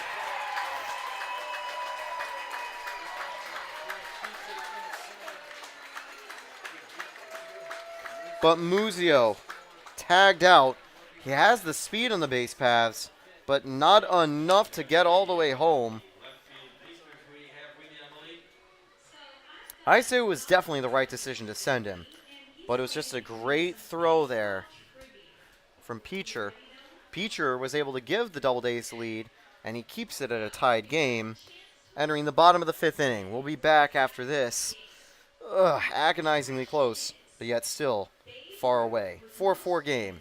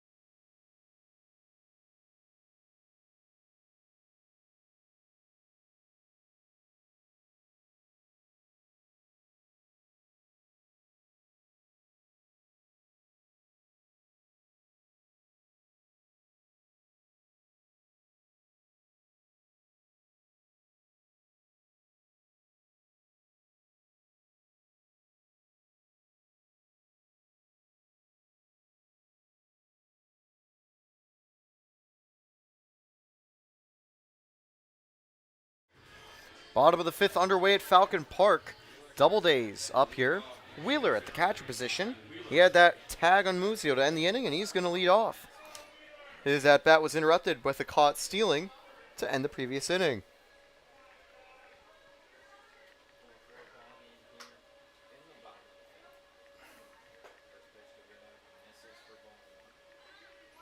One 0 count. Ciampa's still on the mound. See a little activity in the bullpen, but unless things go really south, I don't think they're going to remove him. That one, ball 2, just a little outside.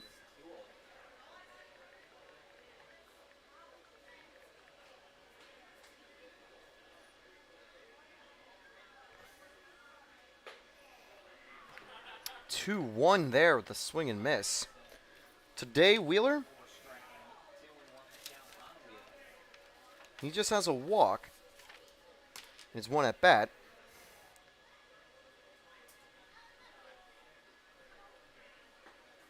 And, 2-2.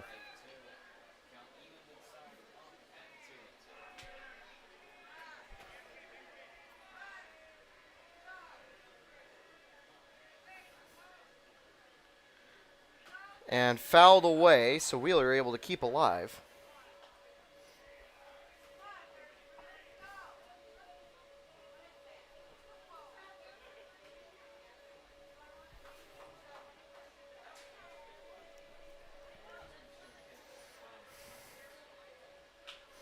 That one's going to be grounded over to Wall. Throw to first. What a cannon from Wall. He got him out. Wayman had it in time. Even though he did eventually get off the bag, he still was able to get that out. What a play from Johnny Wall. That was a very difficult throw, and he made it. Well, he couldn't make it look effortless, but the way he just was able to lob it there was effortless, in a way. 1 away. Here comes Peacher. The last time he was up, he got 2 RBIs. He'll tell you he had 4, but unfortunately errors mean he only has 2 in the official stat book. Now he jumps a bunt backward behind Murad, 0-1.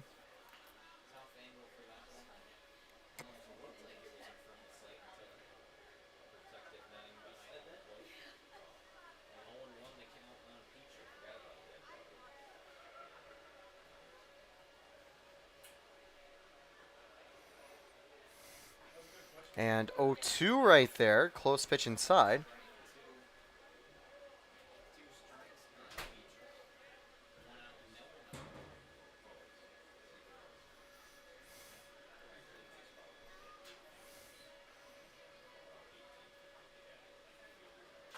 Fouled away. That was a line drive. So, Peacher stays alive.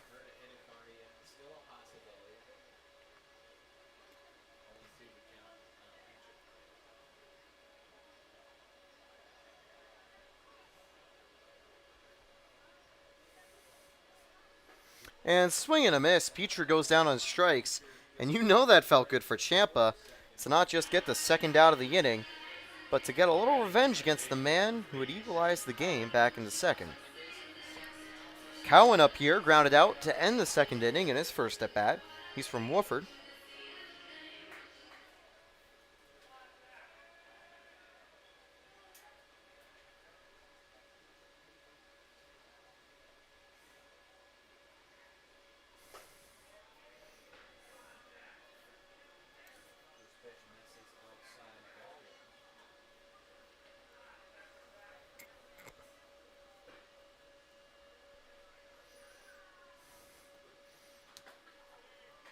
And he's going to give that to Murad. I'll say Murad has been doing a good job of trying to frame those, and has worked out. I will say a couple of those he's framed definitely could have been balls, but he's done a good job bringing them into the zone. That one's going to be grounded hard to short. Picked up by Phelps, and that'll end the inning. 1-2-3 inning again from Ciampa. He's pitched 5 innings of work. 3 of them have gone 1-2-3. Oh, and by the way, that previous at-bat against Peacher, that was strikeout number 20 on the season. 1-2-3, still a tied game. Top of the 6th. Right after this, thank you, First Transit, for being this inning sponsor of your Elmira Pioneers. I'm Taylor Storley. Pios baseball will return right after this.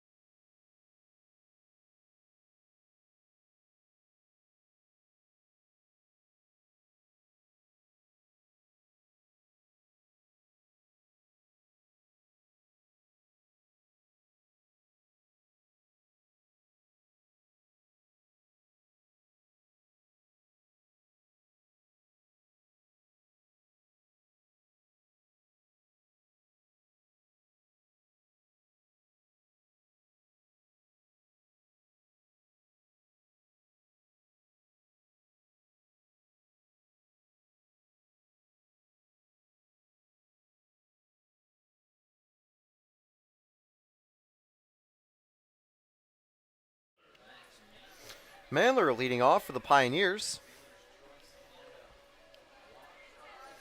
0 for 1 with a walk. He was the last batter that the previous pitcher, Danny Luck, had faced. It's his first time that he's going to face off against Brady, who was Danny Luck's replacement. 1-0 there outside. Thank you, Texas Roadhouse, for being this inning's sponsor. At this point, I'd be telling you about that right field sign that said Texas Roadhouse if we were in Dunn Field. Count 1-1 as that one's fouled. Very close to being a hit. If someone hits that sign eventually this season, everyone at Dunn Field would get a free Texas Roadhouse appetizer. Now, obviously, you can't hit that sign tonight. It's over in the place of a Cayuga sign or a Bud Light sign.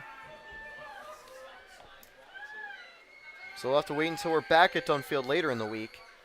Have more chances at that. You still see some excited kids. There was a promotion to yell for free tickets earlier. 2-2 there. Called strike 2 on that low corner. We know Mandler is the type of guy who can really work long counts to get on base. See someone warming up for the Doubledays, just stretching out in the bullpen. Brady's done well so far. They're going to keep him in as long as they can to help out those bullpen arms. Swing and a miss, and Mandler goes down swinging. Gilmarad comes up here, base is empty, no, 1 out.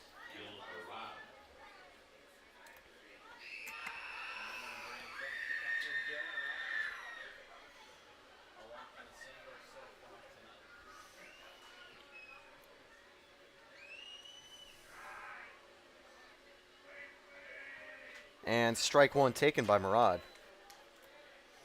Murad was able to get a single in his last at-bat, and it did help eventually get Mandler home to tie the game. So 2, though. Won't be able to help anyone score except himself at this at-bat. He's got bases empty. Try not to go down to Brady here. 1 for 1 with that walk. And that one gets away. Ball 1. Checked up there. You could definitely tell Murad hungry to try to get another hit. Try to get his team doing well again. Murad grounds that hard to third. But Lowengar making another good play.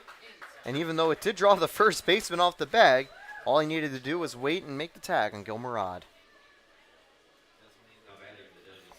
2 out, Kyle Chmielewski up here with 2 away.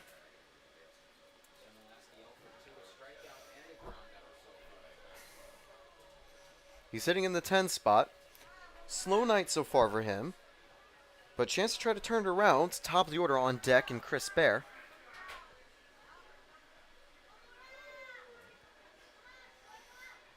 Ooh, inside, ball 1.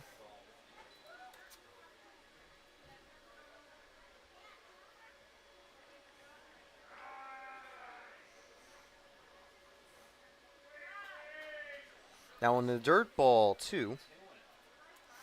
Good discipline opening this at bat from Chmielewski.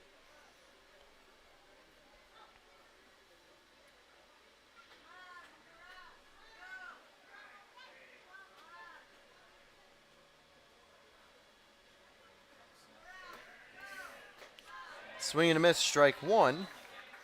That one just missing the inside pitch.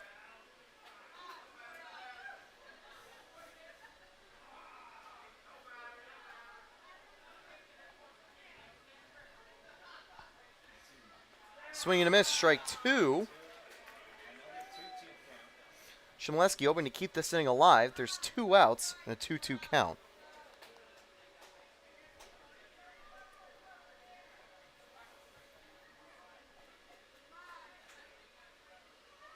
That one's outside, ball 3.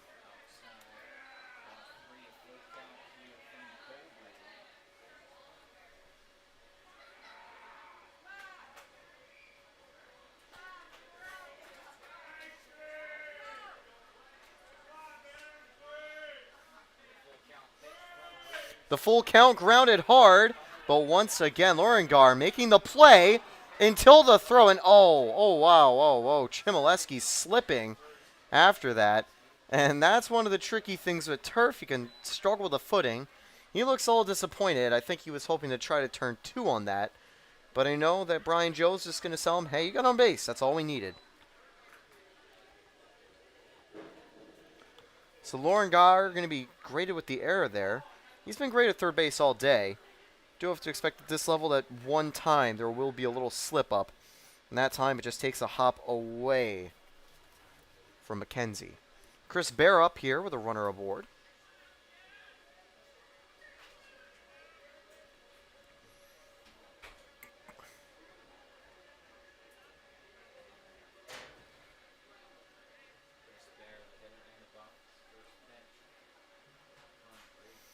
Outside, 1-0 to Bear.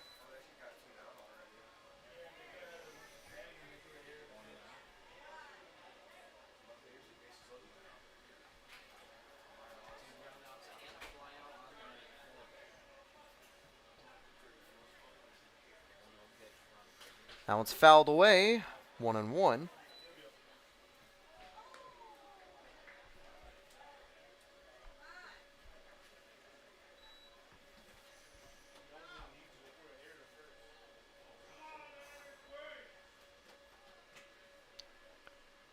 Two away, 1 aboard. Can Chris Bear do something about it? Runner goes, throw to second, on target, but not in time.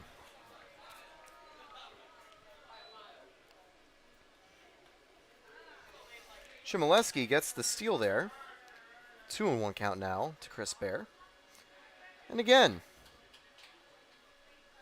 thank you to Texas Roadhouse sponsoring this inning. I'll definitely try to talk more. Just looking back at second. And I was mentioning quite a few pioneers from Northern Essex Community College last year. And you guess where Chris Bear's from? And he's also a Northern Essex College member. So now 3-1. And ball 4. Bears able to get on for the first time today. He had an RBI back in the 4th, but entered that at bat 0 for 3. Cooper Smith now 1 for 2. He's got a walk and a single. He's got a chance of 2 away.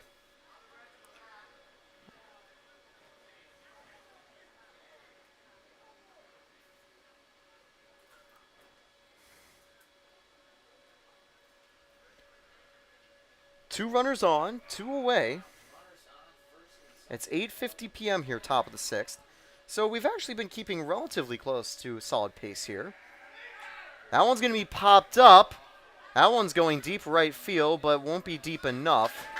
In right field is Perez, and he ends the inning with a catch. Pioneers baseball return after the break. In that inning, there's an error and a walk. There was no runs and no hits. 1 error, 2 stranded. Bottom of the 6th coming up. And I wonder if we are going to see the return of Ciampa to the mound here. We'll let you know right after the break.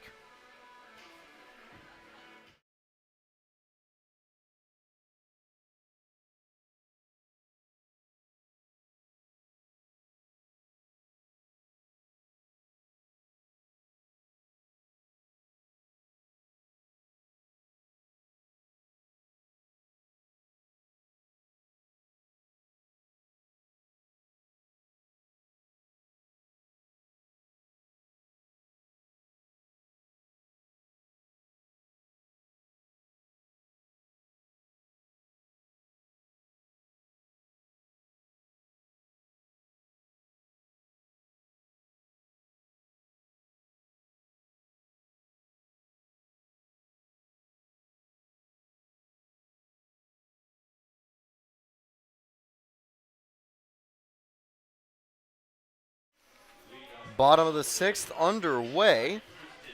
Pioneers Doubledays in a very, very close fight. Tristan Champa has been a man who has been very good today. Just a couple unfortunate, well-placed hits back in that second inning has put this game at 4-4. Champa, apart from that, has been nearly perfect, and strike one called on, I gotta say that was probably a ball one outside. Good job, though, by Murad to frame it inside the zone. And I say that even with the idea that extended outside the zone can sometimes be strikes, that was a bit further out. This time 1-0 as he puts the bunt away. It's Perez, top of the order, back up here. So far, in 2 at-bats, he's 0 for 2. The top 3 hitters who are due up, they're all 0 for 6 today. No one has gotten aboard of that trio. 2-1 here. Champa is given the green light to go, but I do imagine we'll eventually see some activity in the Pios bullpen warming up. Don't think Champa will be able to go the distance, but he's been keeping the count relatively low. He's only conceded 1 free base.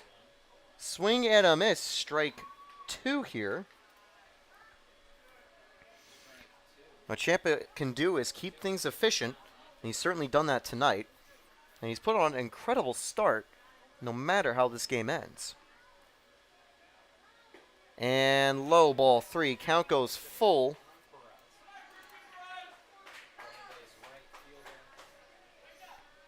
Perez here, a little bit ahead. The count, you get that full count, you get a longer count against Champa too. And he's going to swing and miss there. Strikeout, number 21 on the season for Champa. Champa doing a great job so far. 1 away. Now up, Cervantes. He's also 0 for 2, and he was the first strikeout for Champa way back in the first inning.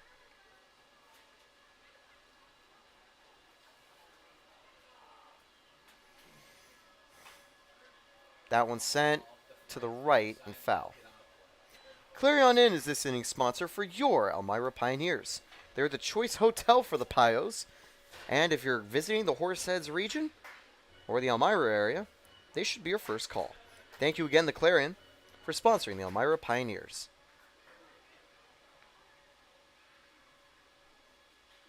Swing and a miss there, 0-2. That slider forcing that swing and miss. After this at bat, we'll give you the full line scores.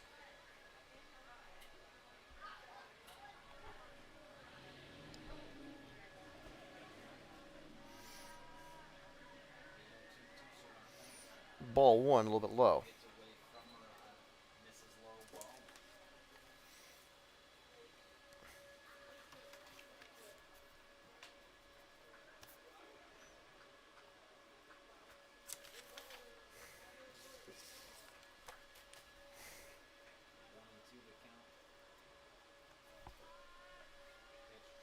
That one's going to be fouled away. So we're going to see Cervantes stay alive here with 1 away.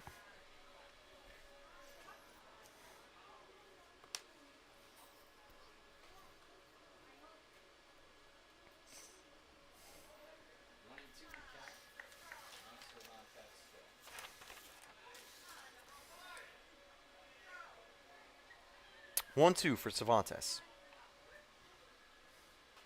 Fouled away.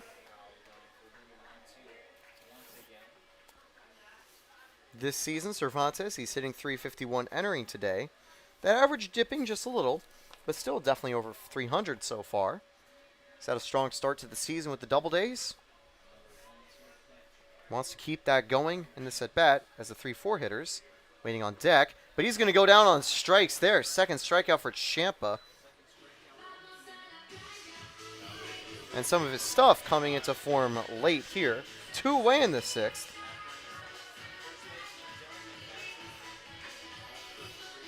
McKenzie up here. 0 for 2.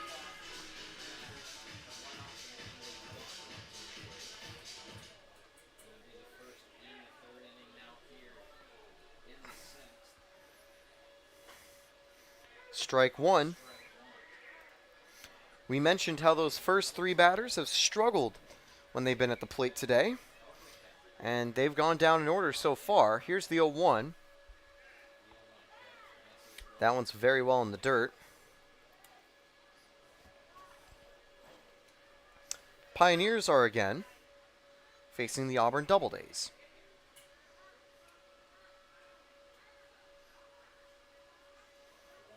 Swing and a miss, strike 2. A little bit of high heat getting that miss. Bottom of the 6th, 1 strike away from a 1-2-3 inning.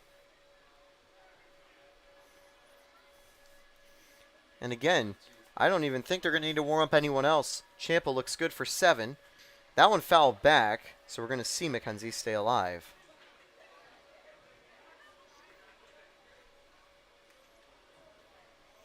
The Elmira Pioneers are against the Auburn Doubledays as the matchup.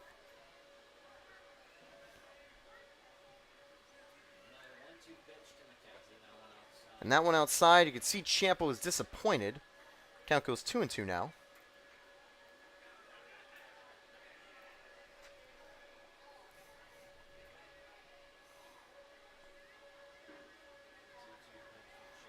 That one's going to be grounded to third.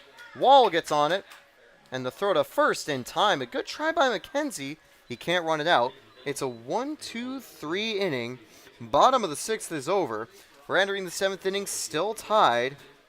Ciampa still on fire from the bump here. He'll be back. Pioneers baseball returning right after the break.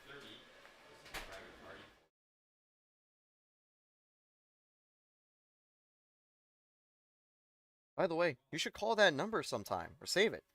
You want to get to a Pios game? Call that number and head over to Dunn Field. That's where you can watch Pios games live. Fun atmospheres and fun promotions. See the boys in action.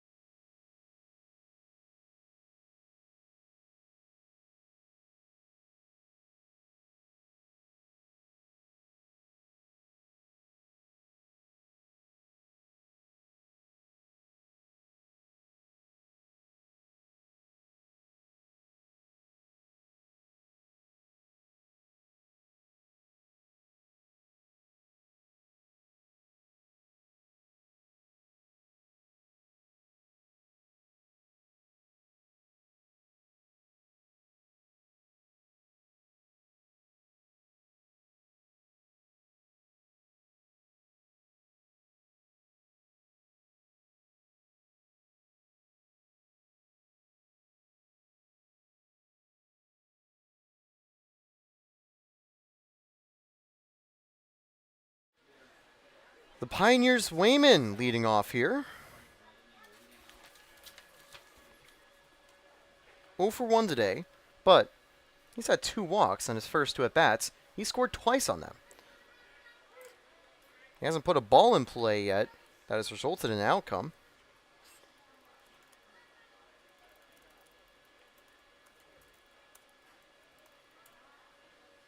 That one's going to be grounded hard to second. The throw to first. First out of the inning. Right there. That's going to bring up Bobby Marsh with 1 away. Brady has done a good job in a bullpen stint here. He's kept the Pios quiet, conceding just 1 run.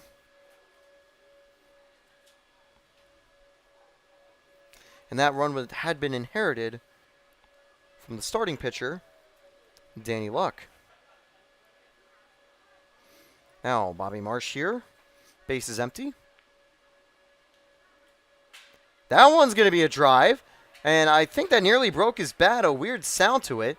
But it gets over the jumping grabs from Cervantes. It's a single with 1 away.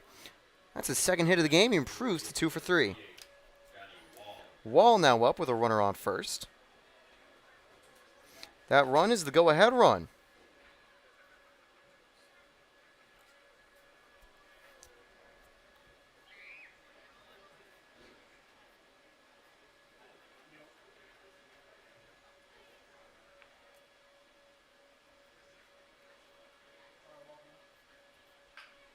That one's going to be popped up.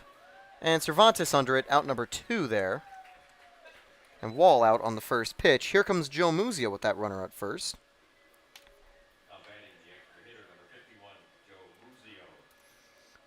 Muzio, a chance here to bring the Pios back into this.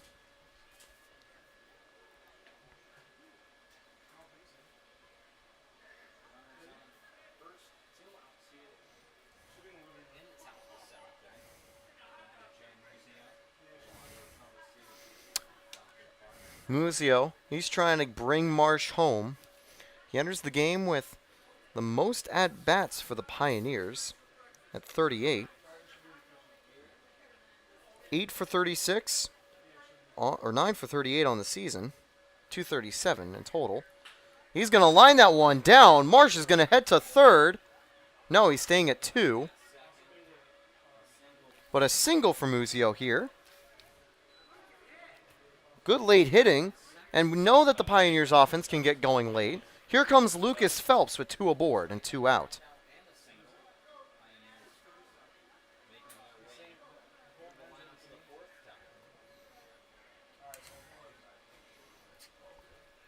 Phelps, 1 for 3 with a single back in the 5th.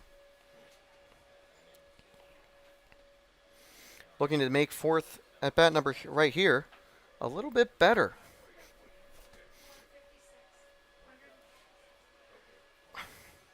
Runner goes to third, but Wheeler just holding on to it. He's going to let Marsh get that stolen base. And now I expect Muzio to get moving eventually, to see if they force a bad throw to take the lead. Count 1-0 now to Phelps.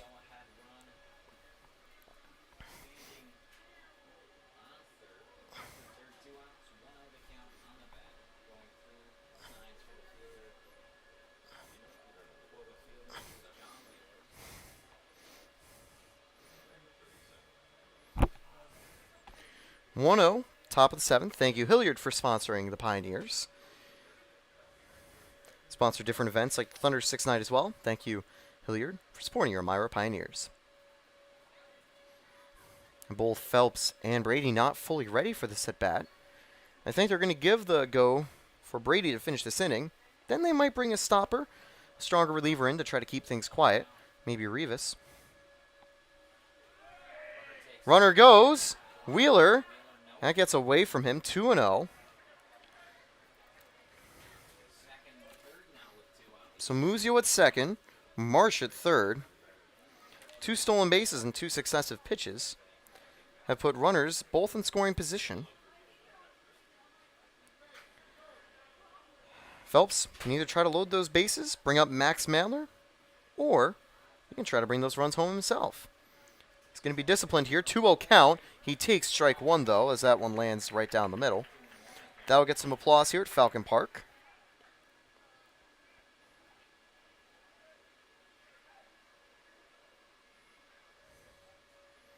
Lucas Phelps right here. Phelps checked up, and they're going to call it ball 3. He did hold up in time in a close swing. Phelps got a single in his last at-bat, but guess what happened in that play? Muzio was tagged out at home. Could have been a play that gave him the Pios lead. Just needs to recreate it, and Marsh would certainly score. That one's going to be popped up. I don't think it'll get down in no man's land. Right field getting onto it, and Perez will end the inning. So another tough inning. 2 hits, no runs. 2 left aboard. Pioneers still looking for that go-ahead run. Not able to find it just yet. More Pioneers baseball right after this. I'm Taylor Sorthy, and you're watching your Elmira Pioneers bottom of the 7th. Coming up, and Champa returning to the mound.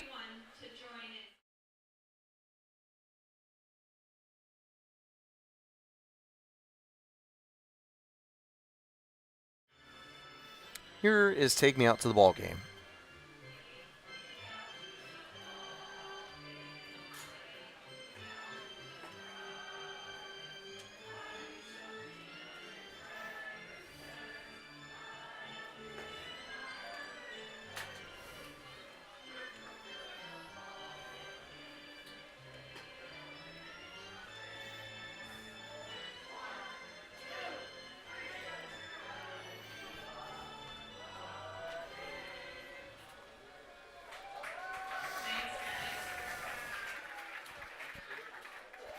with that, we'll give you a little story of the game so far.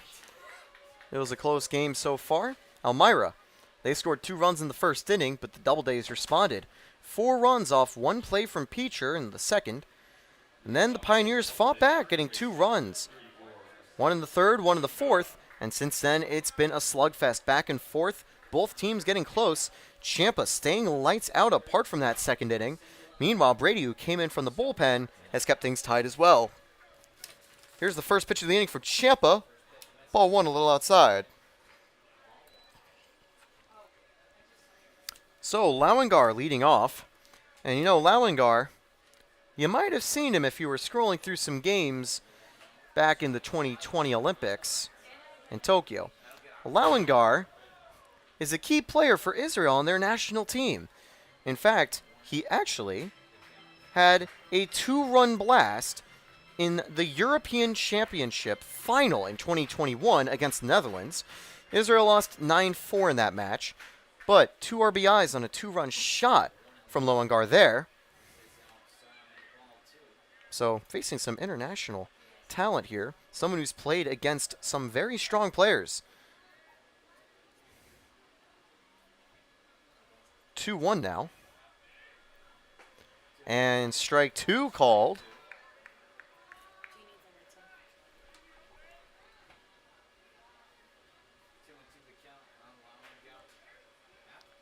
Two. And just going to call time really quickly.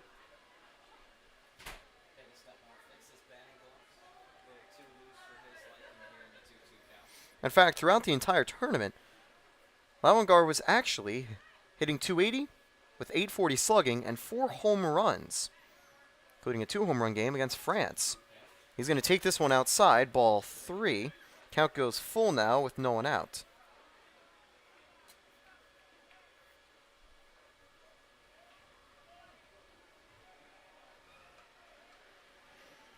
The 3-2, ball 4, Lowengar gets aboard.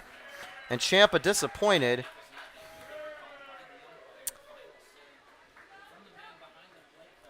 Stenson now is a runner on first to open the inning. First time we've seen Ciampa open an inning with a runner aboard. That was Lowengar back in the second. Stenson aboard, and I have a feeling they're just going to drop a sacrifice here. Even though Stenson's a strong hitter, I have a feeling Auburn's going to want to play the team game. Throw from Murad, and he's going to get him out. A picture-perfect play on the base path.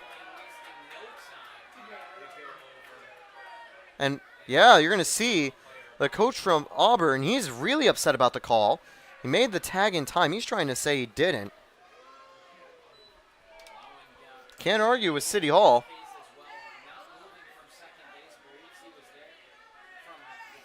Lowengar staying there. It's just a close play. Hard to really tell.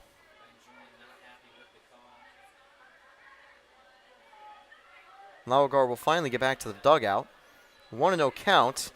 And you can see Stenson and Gill talking. I'm pretty sure Gill might have been apologizing for that throw getting awfully close to his head because he popped up incredibly quickly after the pitch. But it was just a close play.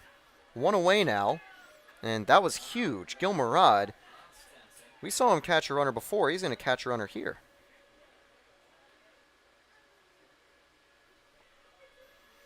Ciampa gets a swing and miss for strike 1 here.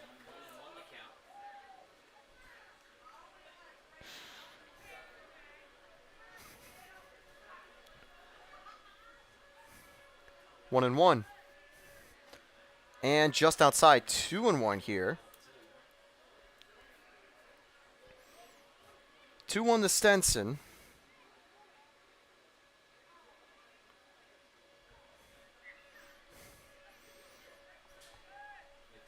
Ciampa gets the ground out. He nearly gets it. Phelps will. 2 away. He got the tag. It took Marsh off the base, but Marsh recovered. Sorry, not Marsh. Wayman. Wayman recovered to make the tag.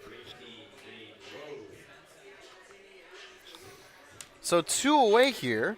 Ciampa, after surrendering that walk, has just turned it out to be 2 outs and no one on. He was assisted, of course, by Gil Murad on that attempt to get him out. And I will say, contrary to what was mentioned in chat, that was all Murad there. It was a good pitch from Tristan for that, but Murad popped immediately up and fired a missile on a very close play. 0-1 here. He's now facing off against Rose. Swing and a miss, strike 2. He went all the way through. And Ciampa, one more pitch away, one more strike away from getting through his 7th inning of work. That one's going to be popped up, and Wayman under it. Can't get it, fouled. This at-bat stays alive.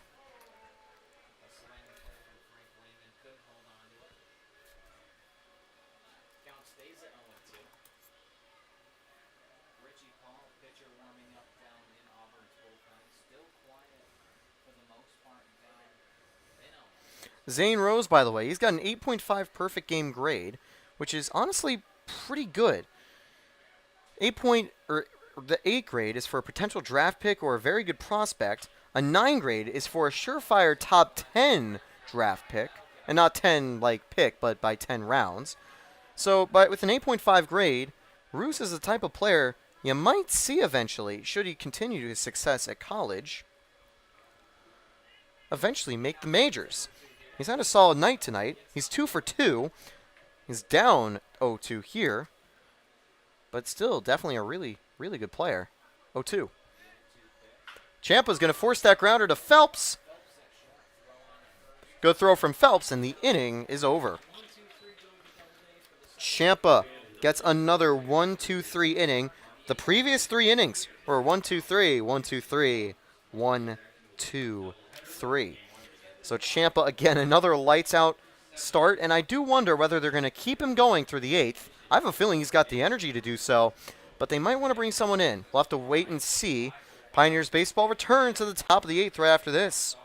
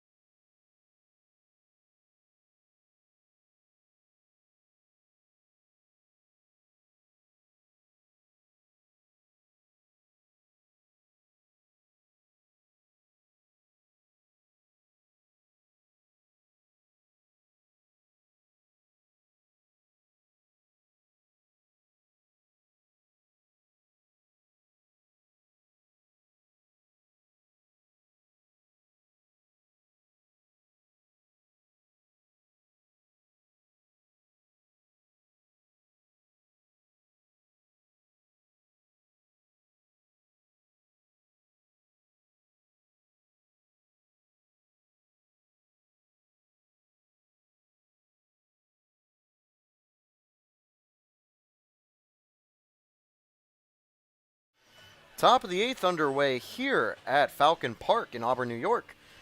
Richard Paul comes into the game for the Doubledays. 4 innings of scoreless ball from Brady. That'll certainly help his average in the season. And now they're going to give it over to Paul to try to keep them quiet through the later innings. Leading off for the Pioneers, Max Madler. He's 0 for 2 with a strikeout and walk.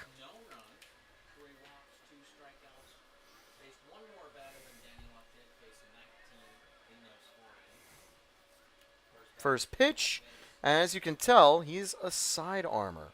Well, actually, you know what? More of a submariner, rather. 1-0 right there, though. Because sidearm, you know, you get that sort of low depth, but here, he goes all the way down, like a true Seashick or a Day. That one finds his own, strike 1. And that's a weird motion for batters to have to deal with. Does mean your hanging pitches a little easier over if they're breaking, but it can also mean you can get some real upward motion on those fastballs. That one's going to be inside, 2-1.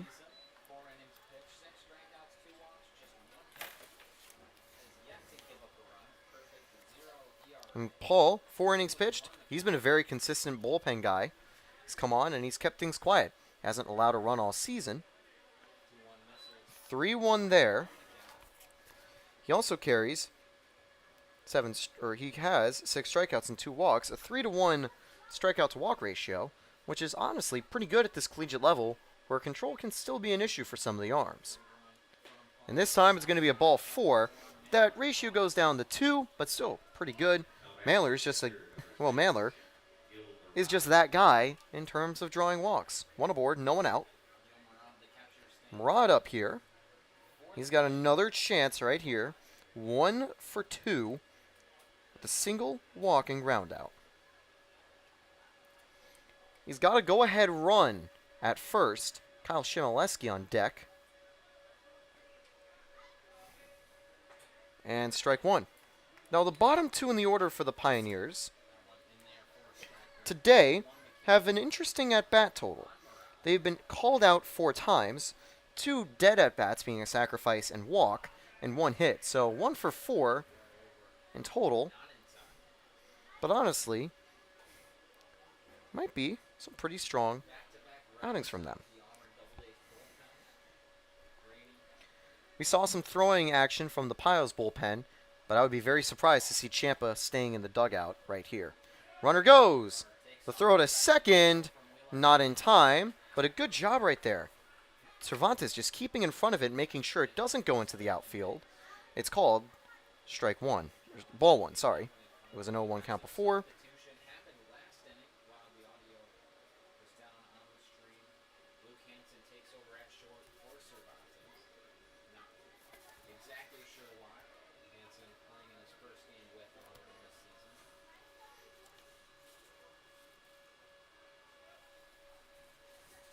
One, 1.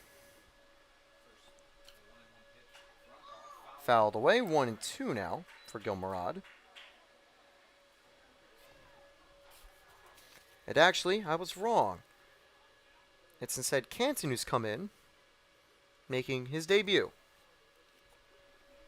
at short for the Doubledays. 1-2 again for Murad.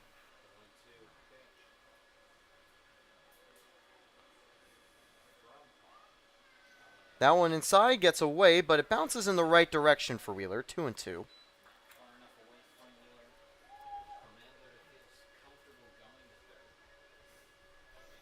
It's 9:20 here in Auburn, and honestly, has been a pretty quick game. But right now, we still need to figure out who can win and who can come out on top.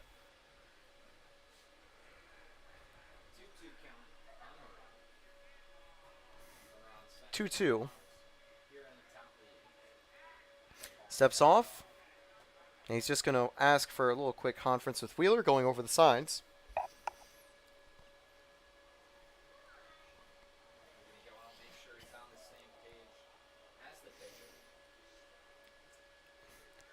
Definitely a tricky situation to get into. Coming into the inning, getting yourself a runner in scoring position immediately with a walk and stolen base. Do have the bottom of the order, which is technically weaker for the Pioneers. They do just have 1 hit all day. But as we've seen from Mandler, they can still generate some action. And I know Mandler will probably want to get to third somehow and get closer to home. That one's going to be lined and caught. It slips nearly out of his hand, but McKenzie comes up with it. 1 away.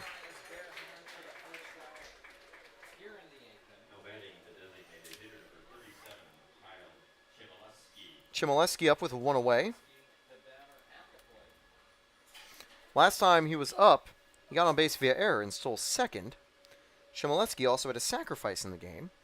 Obviously, 1 out, you probably don't want to sacrifice. On deck, the 0 for 3 Chris Bear, who did have an RBI. And a walk. Now, what can Chmielewski do?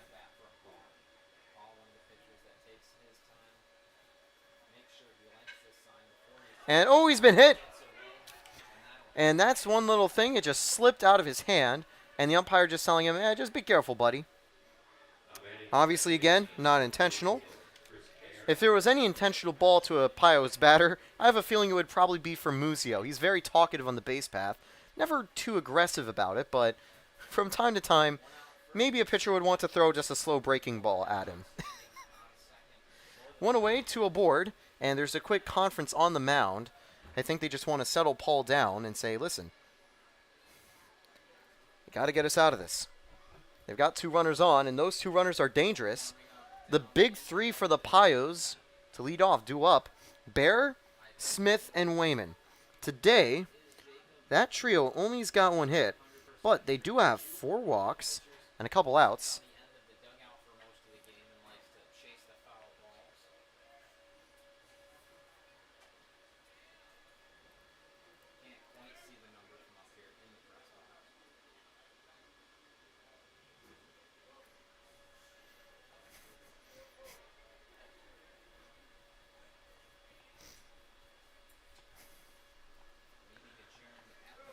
So Chris Bear up here.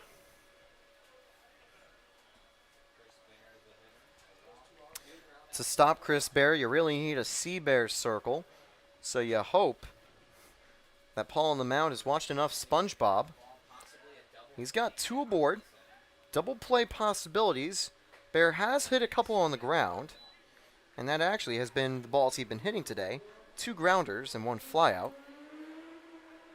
1 away. Wegmans this inning sponsor. You also see a Wegmans sign out in center field. And they help our team out. They've sponsored Star Wars Night, and they are a favorite destination for your Pios players. Whether it's Muzio getting some sushi, as there's a double steal, both will get there safely. Gets away.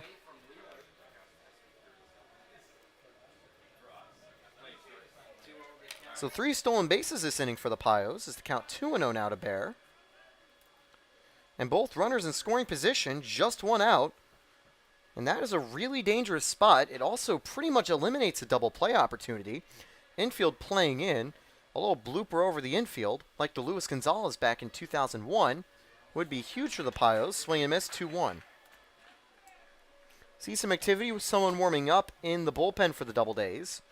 I have a feeling that he would come in the 9th or even later if they don't feel confident about Paul trying to close out the inning.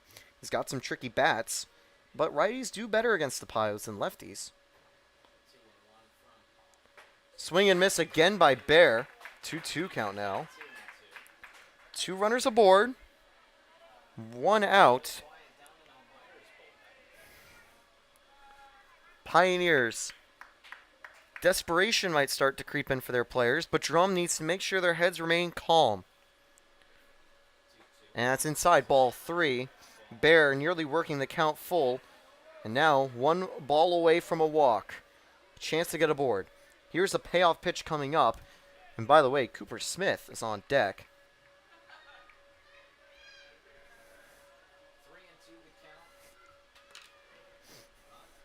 And ball 4. Bear emphatically is going to go to first. And here comes Cooper Smith. Dugout stays put for the Doubledays. So they're going to give Paul this batter, but his leash is definitely as tight as it can be, and he'll be pulled back if he can't get out of the jam here. Bases loaded. 1 out. Cooper Smith. He's got the weight of the Pios on his shoulders here in the top of the 8th. First pitch, fouled back, strike 1.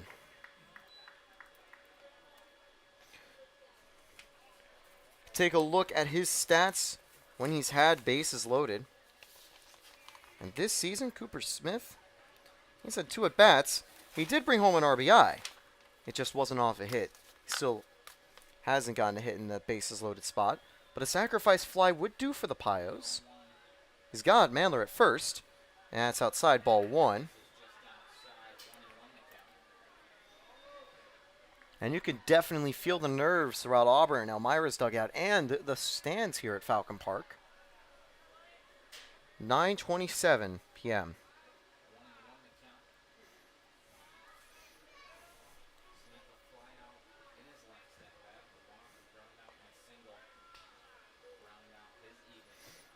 One. That one's outside again, 2-1. Again, he just needs to bring that run home. To quote Billy Bean, doesn't matter if you can just get on base. That run is definitely home, unless it is a fielder's choice. See the infield back more to double play depth. But honestly, just a little dribbler and fast running from Mandler could be all they need. 2-1. And low, 3-1. And I'm pretty sure that Cooper Smith is not going to move. He's going to turn into the Statue of Liberty next pitch. Just daring Paul to throw him a ball. On deck, Frank Wayman and Bobby Marsh. And you know, with bases loaded, you know the two batters you would not want to face? Wayman and Marsh. And the Pioneers lead. Cooper Smith draws a walk. And the Pioneers lead, and that'll be the day for Paul. He gets through 1/3 of an inning. Mandler scores, and the Pioneers finally take a lead.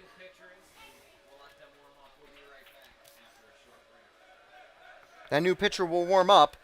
Pios dugout excited. We'll be right back and give that pitcher some time to warm up. You're watching Pioneers baseball. They lead 5-4, and they've still got bases loaded. Just one out. Thank you, Wegmans, again, for sponsoring the Elmira Pioneers.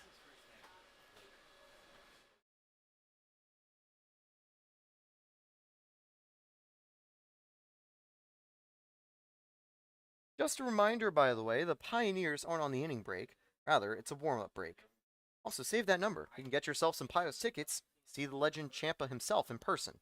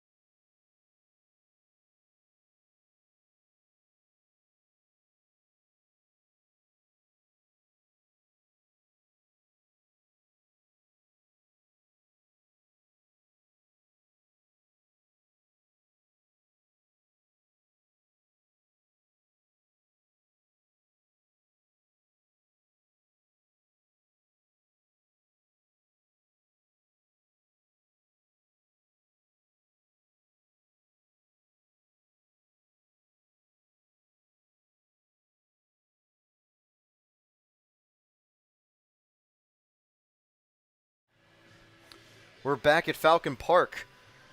Entering the game now for the Auburn Doubledays is Jacob Kachuba. Kachuba is one of the nicer guys on the Auburn team.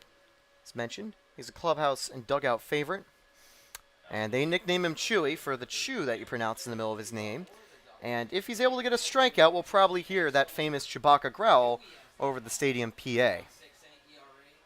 Mandler sent out to the bullpen to tell the pitchers what to do when warming up. But for now, at the plate, Frank Wayman, a 1-1 game. Sorry, 5-4 game. Bases loaded. One gone. First pitch now from Kachuba. That's going to be low, ball one.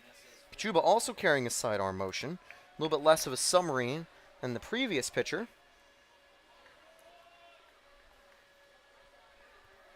On deck, of course, Bobby Marsh. Only a double play would keep Marsh from hitting this inning. And strike one there, finds the zone. Kachuba this season, 1.69 ERA and 5 1/3 pitched in 5 bullpen appearances. He's had 6 strikeouts compared to just 1 walk. So very good control from him. And you just need someone to throw strikes in a situation like this and try to get out of jams. 6 strikeouts too, which means you can definitely use his stuff.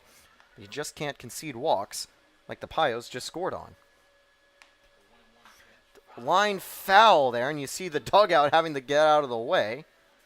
Everyone looks okay, I think. 1-2 to Wayman. And Wayman today, 0 for 2, but he has 2 walks. He hasn't had a lot of luck with balls in play. That one he did have was a ground out. Wouldn't want to repeat that because that could turn into a double play. That one's inside. Ball 2. Tough take there. Had some good break on it. Ciampa's done very well so far, and he'd go for the bottom of the 8th likely, unless they'd want to bring in someone else. Olsavsky could be an arm they go to. He's been lights out as a reliever, but he also pitched 5 innings in the past couple days. Not yesterday. That one's going to be grounded very shallow. They're going to get the first out at home, but the bases stay loaded. 2 outs now, bases loaded, and just a fielder's choice from the pitcher.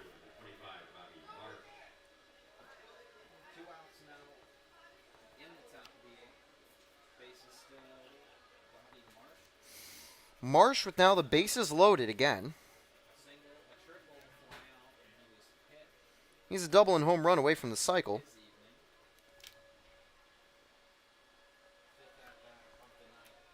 With a single and triple. Now, we saw a player in the MLB in the 8th inning get completion of a cycle in a short span. That's strike 1 in that outside corner.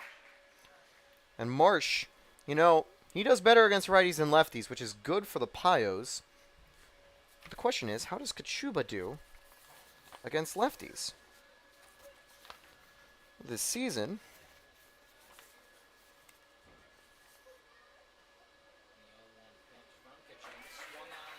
he's faced 4 batters, 0-2 count here. And he's only allowed 1 hit, but it's looking like this is one of the more 75% chances instead of the others. Notably, he hasn't had a strikeout against the lefty hitter yet. 1 pitch away from doing that. 0-2 to Marsh. That one's outside. Good pickup by Wheeler, keeping it in front of him.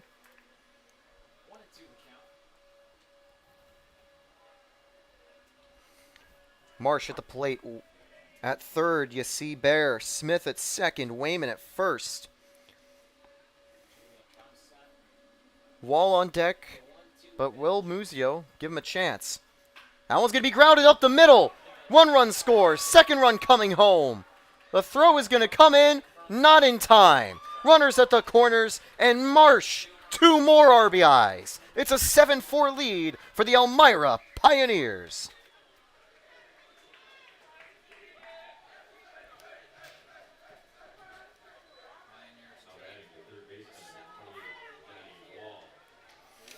Johnny Wall up now with 2 aboard, 2 outs. And again, 1 more runner at third. He puts that ball in play. That runner's coming home.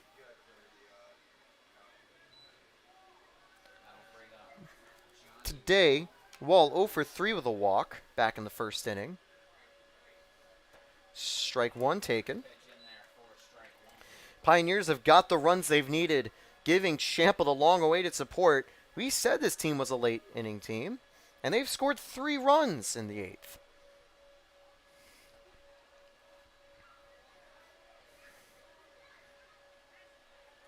Swing and a miss from Wall. He gets kind of tied up there. 0-2. Kachuba looking to just get out of the jam, keep things close. And I'm pretty sure the runners that he inherited, he won't get the credit for earned runs.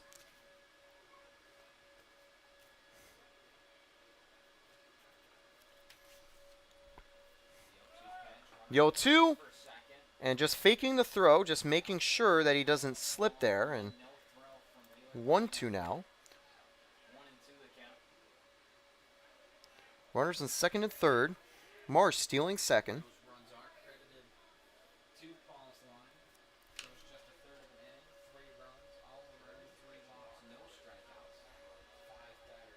One, two.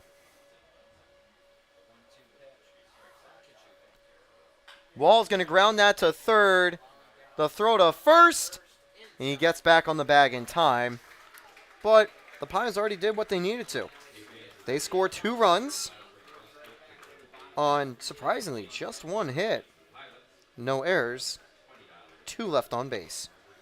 Pioneers baseball returns bottom of the 8th. And yes, fan favorite Tristan Ciampa back on the mound. We'll be back right after this.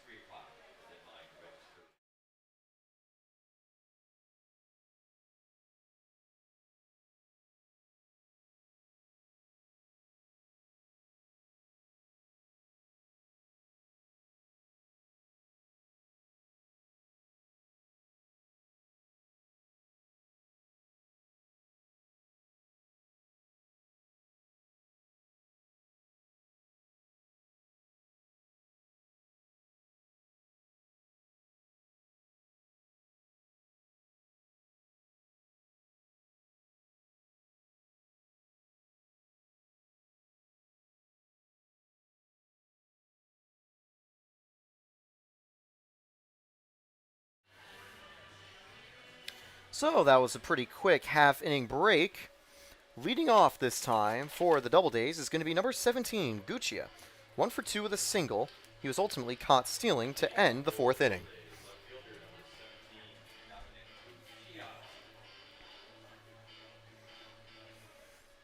Now, since that hit from Guccia, there's been only one base runner for the Doubledays. That is going to be the first base runner since that period. Guccia at first, and that's going to bring up Wheeler. And honestly, that was just a very well hit ball on that first pitch.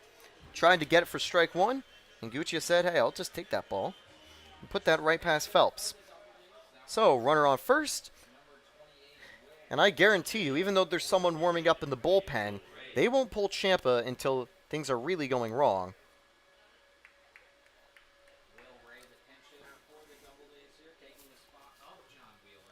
So Will Ray, number 28, comes in as a pinch hitter. 6 outs to work with the Doubledays, so they don't want to sacrifice. They bring in a pinch hitter to try to get an outcome. Ooh, wow, ball 1. Just a little outside. I don't know whether my view is a little skewed closer, but felt pretty close to strike 1. The couple balls had definitely been called strikes all game, so this count goes the Doubledays' way. That time, strike 1 right down the middle. Ciampa looking focused. He's getting through this 8th inning. Or else he's going to die trying. That's definitely the motivation that he's got to do it. And I know Wildman's going to respect that. 1-1. Tries at the bunt.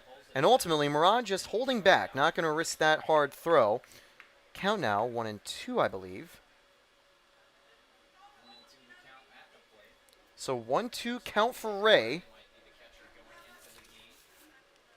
Pitcher on deck. We'll have to see who the new catcher is next inning. But 1-2 runner on. Low, ball 2. Ciampa has got through 7 innings so far. He's not out of gas yet. He's got the thumbs up from Billy to keep going. And he's been pitching well so far in this at-bat. He's up 2-2. Outside, just barely ball 3. And you can see Ciampa disappointed at that. More, of course, about himself.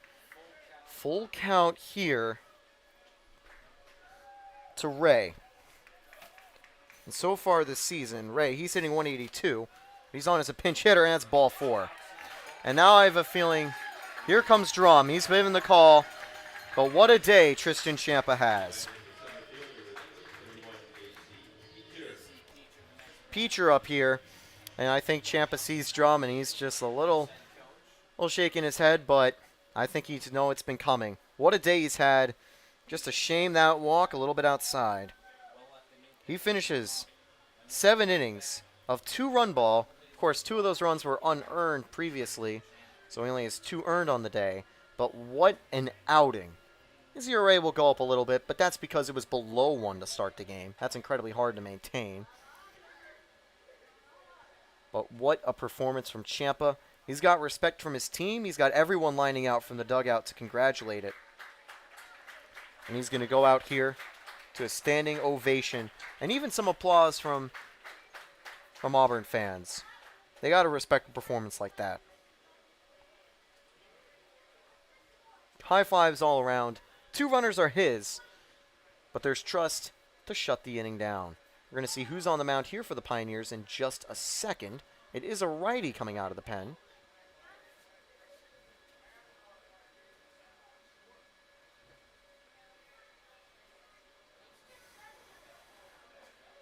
Looks like it's going to be, it might be Mason Smith. I do think it actually is Mason Smith. Or it could be Jonathan Haynes, too. Got 2 pitchers with those numbers on my sheet. And I believe it is Mason Smith. I think I can confidently call it that.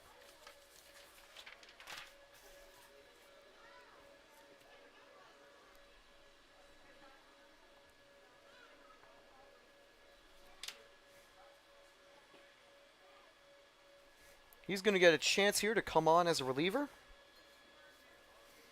This season, Mason Smith carries a 6.75 ERA in 4 innings. 4 walks and 4 strikeouts. Batters hitting .375 against him. He's just going to be tasked in keeping things quiet. He's got the bottom two in the order, Peacher, Cohen, and Perez, due up as the big three hitters. Last time Peacher was up, he struck out, but he had a 2 RBI single that he got to home on an error from back in the second. Apart from that, there was no hits from the next two batters. Mason can retire Peacher. That could be good news.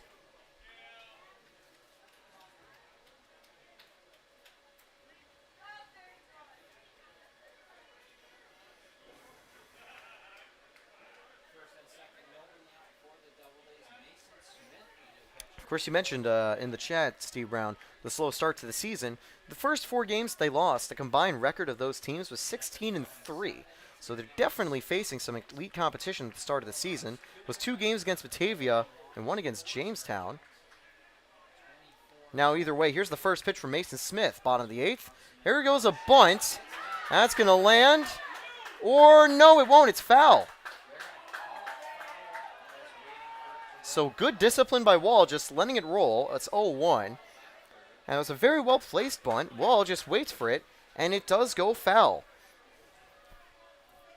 Not surprised to see Peacher go for the bunt there. It will put the 2 runs in better position.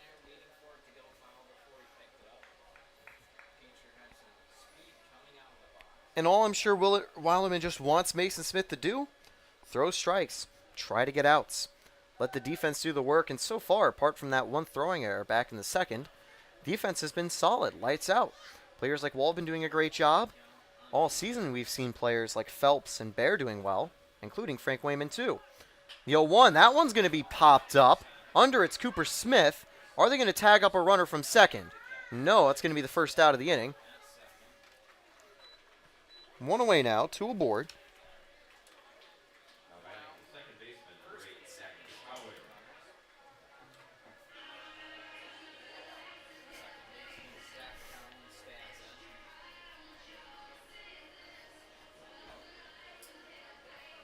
Zach Cohen, again from Wofford. He's a lefty. He's coming up here. He's got 2 aboard, 1 out.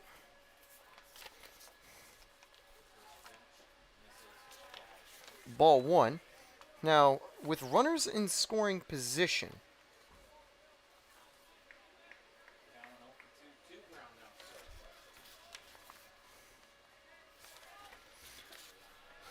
they have been so good so far, but right now, he is able to get ahead here, 2-0. And at this point, Lee's just going to try to let him know, hey, you just got to keep throwing strikes. 2-0 here to Cohen. That one's going to be lined and foul, 2-1. That'll instead be a souvenir for a few fans.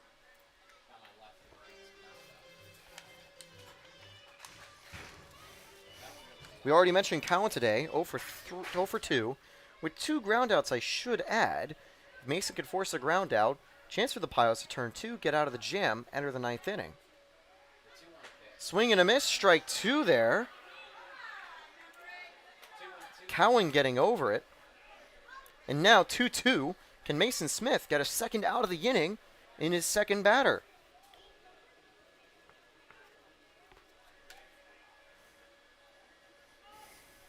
That one's a line drive. Gets to the outfield. Who's Cooper Smith? Runner going home. Throw from center field.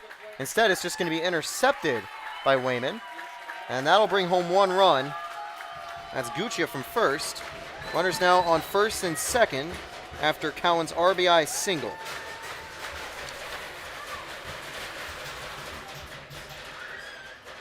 And do apologize, just some incredibly loud banging in the stands from Auburn. 2 aboard, tying run at first. Go-ahead run at the plate. Perez up here. He's also 0 for 2. Sorry, 0 for 3 today. He's got 2 aboard, just 1 out. Mason just wants time a second to go over stuff. No one warming up in the bullpen. They're showing some faith in Mason Smith. And he has gotten 1 out. Just 1 unlucky hit. Runners were in position to score from it. So Ciampa 3 earned runs on the day. 1-0 here. Good take from Perez.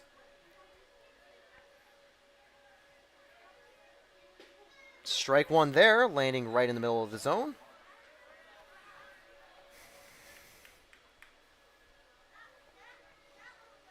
.9:48 here in Auburn. Game still under 3 hours, which is really cool to see. Bottom of the 8th. Swing and a miss, strike two. I think that was off speed that fooled Perez.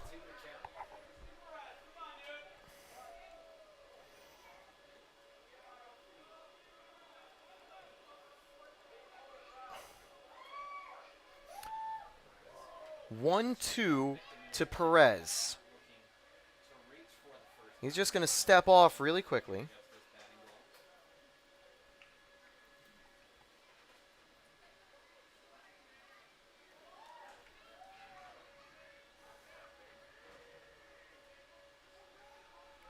(1-2). That's going to be grounded to first. Wayman goes for the lead runner, and they get him. So now, 2 outs, runners at the corners. That's ultimately a fielder's choice from Wayman.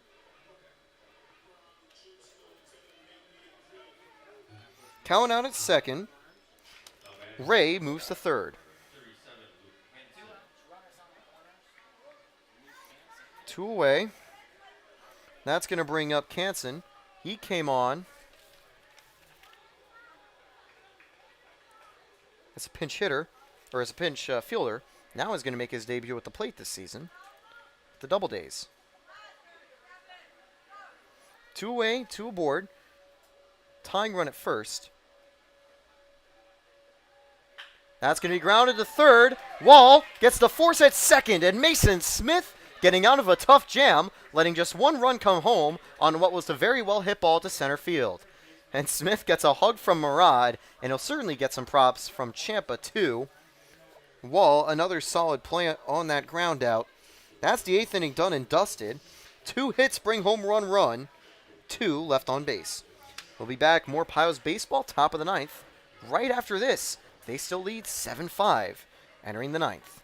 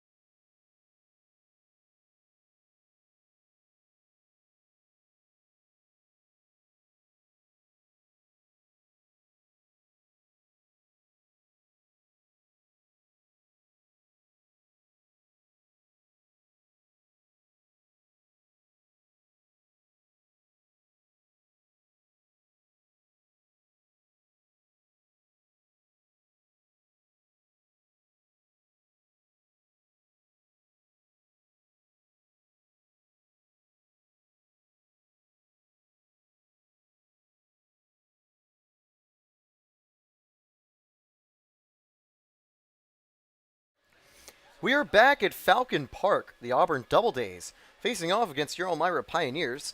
Pioneers were successful in taking the lead in the top of the 8th, and Mason Smith came on and retired the side to prevent a scary situation. The game's 7-5 now. Here comes Joe Muzio. Muzio, Phelps, and Mandler, the 3 due up. Muzio going to get a chance to lead off against Kachua. Mandler's going to flare that up, and that'll be out number 1. So Muzio, he's 1 for 3 today. The walk hit by pitch, a single earlier. This time, it's just too short. Here comes Lucas Phelps. He's 1 for 4 today. Don't see too much activity in the Pios bullpen. Smith is likely going to be kept in here. First pitch from Kachua there to Phelps. Strike 1 tagging that outside corner.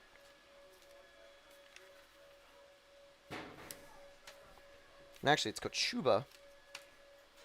Just forgetting the B in the name. That one's going to be grounded and gets down a little bit shallow. Phelps has got the speed to beat it out. So that little slap grounder there works in Phelps' favor as he gets aboard with a single. Mandler up now. 1 on, 1 out. The big question will be whether Mantler can advance that runner and try to get a little more run support for the defense. Murad on deck.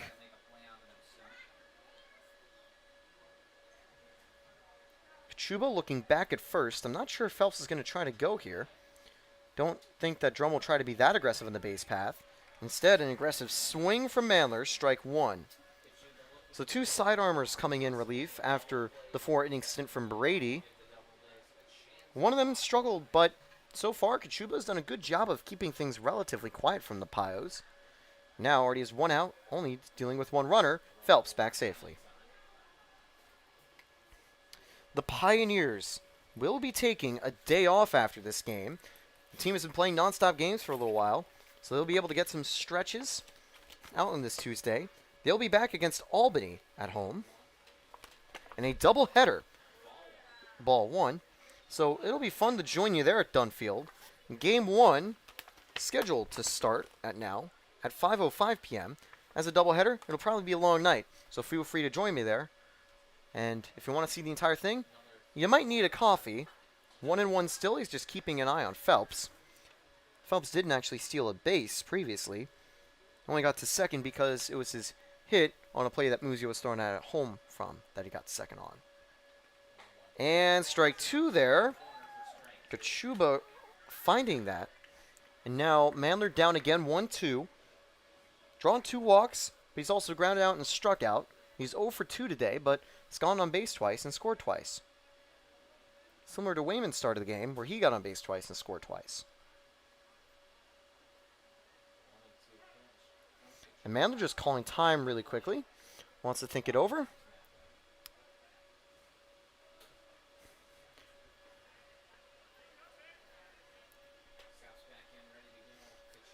One, two, one away. Swing and a miss. Mantler goes down swinging for the second time. Gil Murad comes up. 2 outs now and a runner on first. Apart from the playback in the second, Murad had put up great defensive numbers, great throws to second, catching people stealing, good discipline as well to not throw at the wrong times.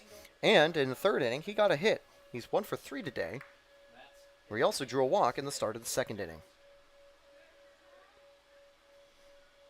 Murad fouls that one off, 0-1.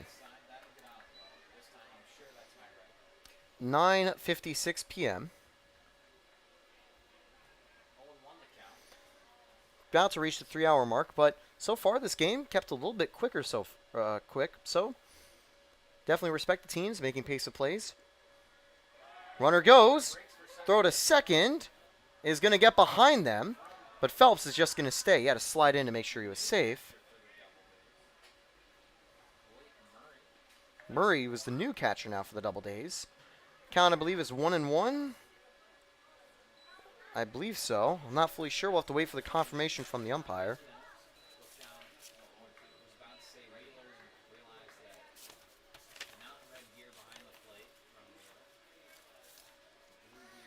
But indeed, number 13, Blake Murray, is the new catcher.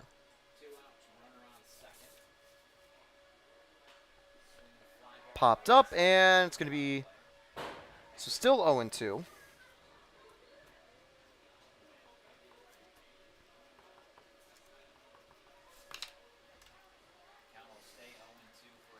So that previous pitch was a strike where we saw that stolen base from Phelps. Strike 3, and Murad goes down looking. And he's just going to talk it out with the umpire 1 second. He wasn't very happy, I think, with that. But we'll be back. Pioneers go down after 1 hit. 1 left the board. Last Chance Saloon opening up, bottom of the 9th. 7-5 lead for the Pioneers. Mason Smith currently on the mound. I'll have to let you know whether they'll make a change right after this.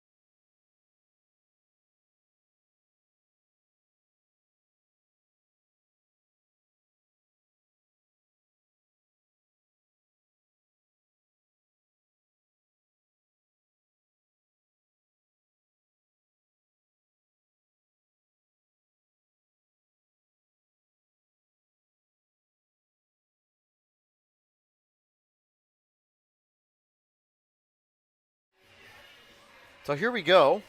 Bottom of the ninth here. Auburn, Doubledays. Last Chance Saloon is open and serving some drinks.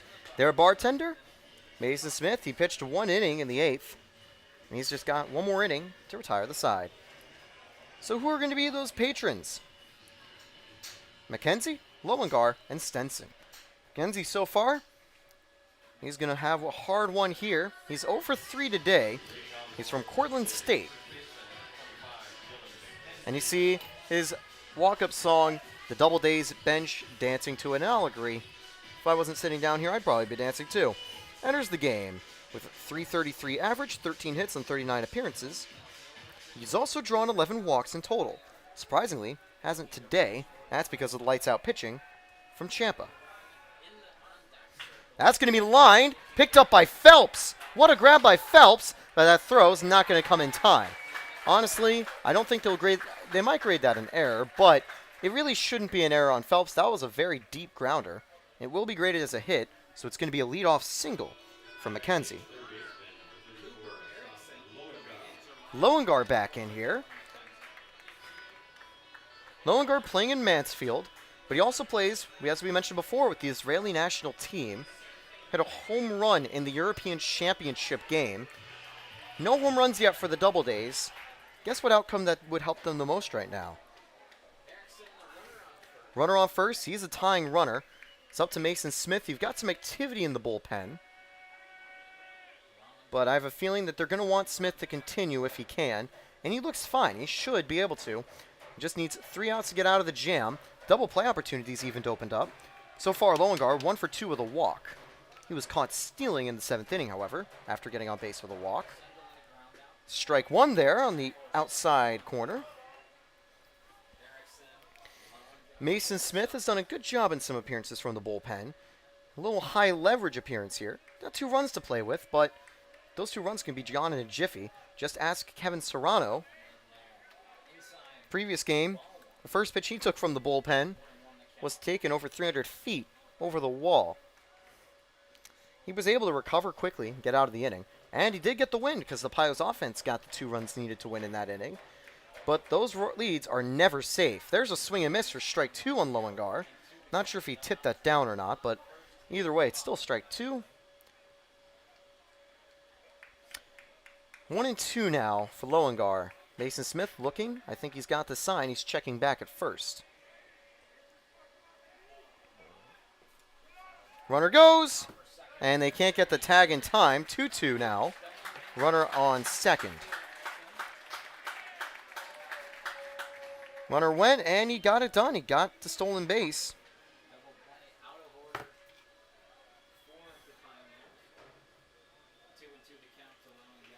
Lowengar, he's now got that runner in scoring position with no one out.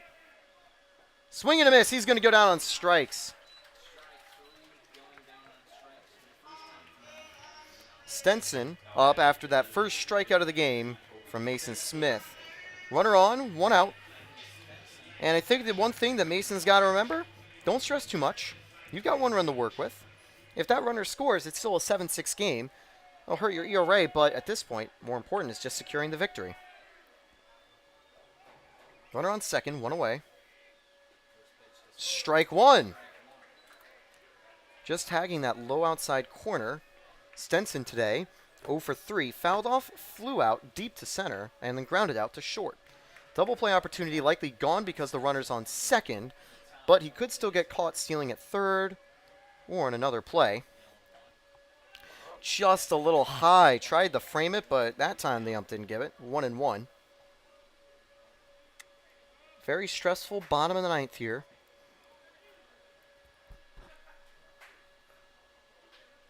Tying run at the plate with the potential 1-run deficit cutter at second.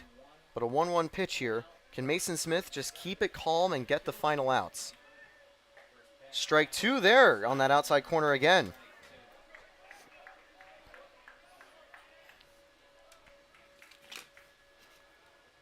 Rose on deck. 2 for 3 today. Only hitter to consistently succeed against Champa.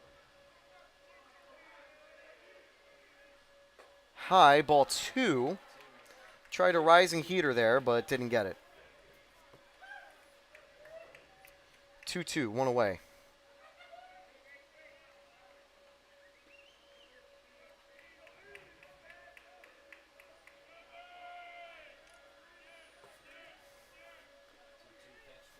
And outside, Gilmarad stays in front of it. It's a 3-2 count.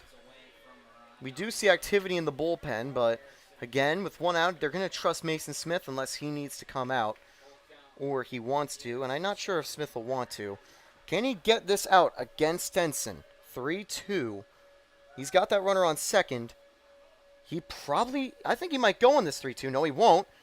Ball 4 just up high. Tying run on first.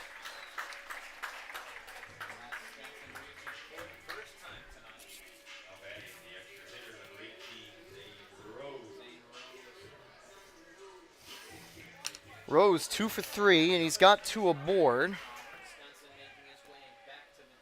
And we will see a pinch hitter. It looks like Cesarini.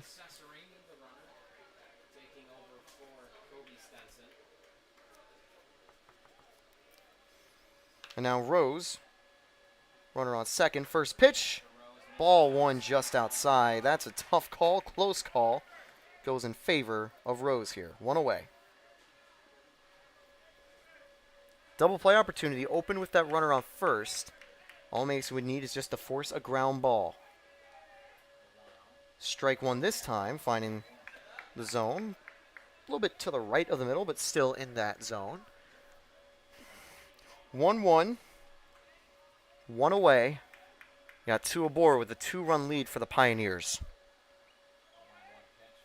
That one's going to be popped up. Smith not completely in position, but it's going to then go to Mandler. The throw in. Runner gets to third. So, runners at the corners. 2 away. All it does is advance a runner. Mason Smith needs 1 more out to secure the victory for the Pioneers. Tying run still at first. It would have to go a long way. And I wonder, though, when that runner does go to second, you're very more likely wanting to try to get him out. Because, again, you still have that 1-run buffer. McKenzie at third, Cesarini still at first. Guccia up. On deck, Murray, who came in as a defensive sub at catcher after the pinch hit. That one's going to be popped up. Will it do it? Smith running in. Smith makes the catch, and the Pios win in a close one. The Pios win. The second inning, there was a little heartbreak, but they've fought back and fought hard. And now they've come out on top in one of their stronger wins of the season. And what a game it was. What fight as well from the Doubledays. Really making things a little stressful at the end. But hats off to Mason Smith. He came on when he was needed most, and he put up his best relief performance of the season. Champa's start, 6 runs, but remember, only 4 of them were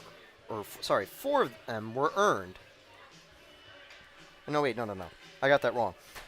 He surrendered just 4 runs. I won't give you the numbers, honestly, because I don't have them. But what I do have are the final line scores for this game, which I'll get you in just a second.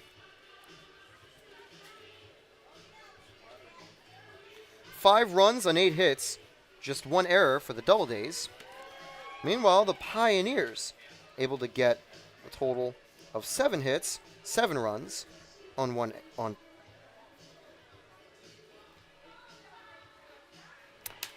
I'm gonna try this some other time, honestly, with the scorekeeping thing, because the scoreboard over there disappeared. So I do apologize for that, but all that matters is a huge win for the Elmira Pioneers. They improve to 6-7. Doubledays fall to 6-8, and with that, the Pioneers will jump them in the standings and get closer to that title fight.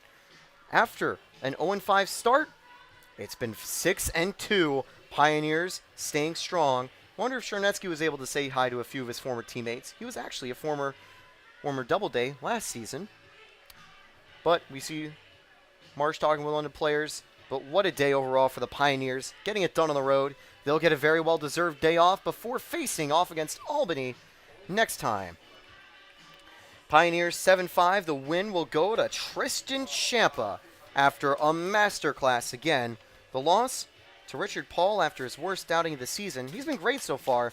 Every pitcher can have their bad day. Mason Smith secured a hold. Likely won't be called a save since he entered in the 8th inning, but a great relief outing from him. Few of the big Pioneer hitters. You got to take a look at Bobby Marsh. He had an RBI triple and also a 2 RBI single back in the 8th. In total, he went 3 for 4 with 3 RBIs. What a day for him, and a day for the whole team that they'll be happy to look back on. What a day from Tristan. What a day from the Pios. I'm Taylor Storthy. Thank you for watching. We'll be back on Wednesday.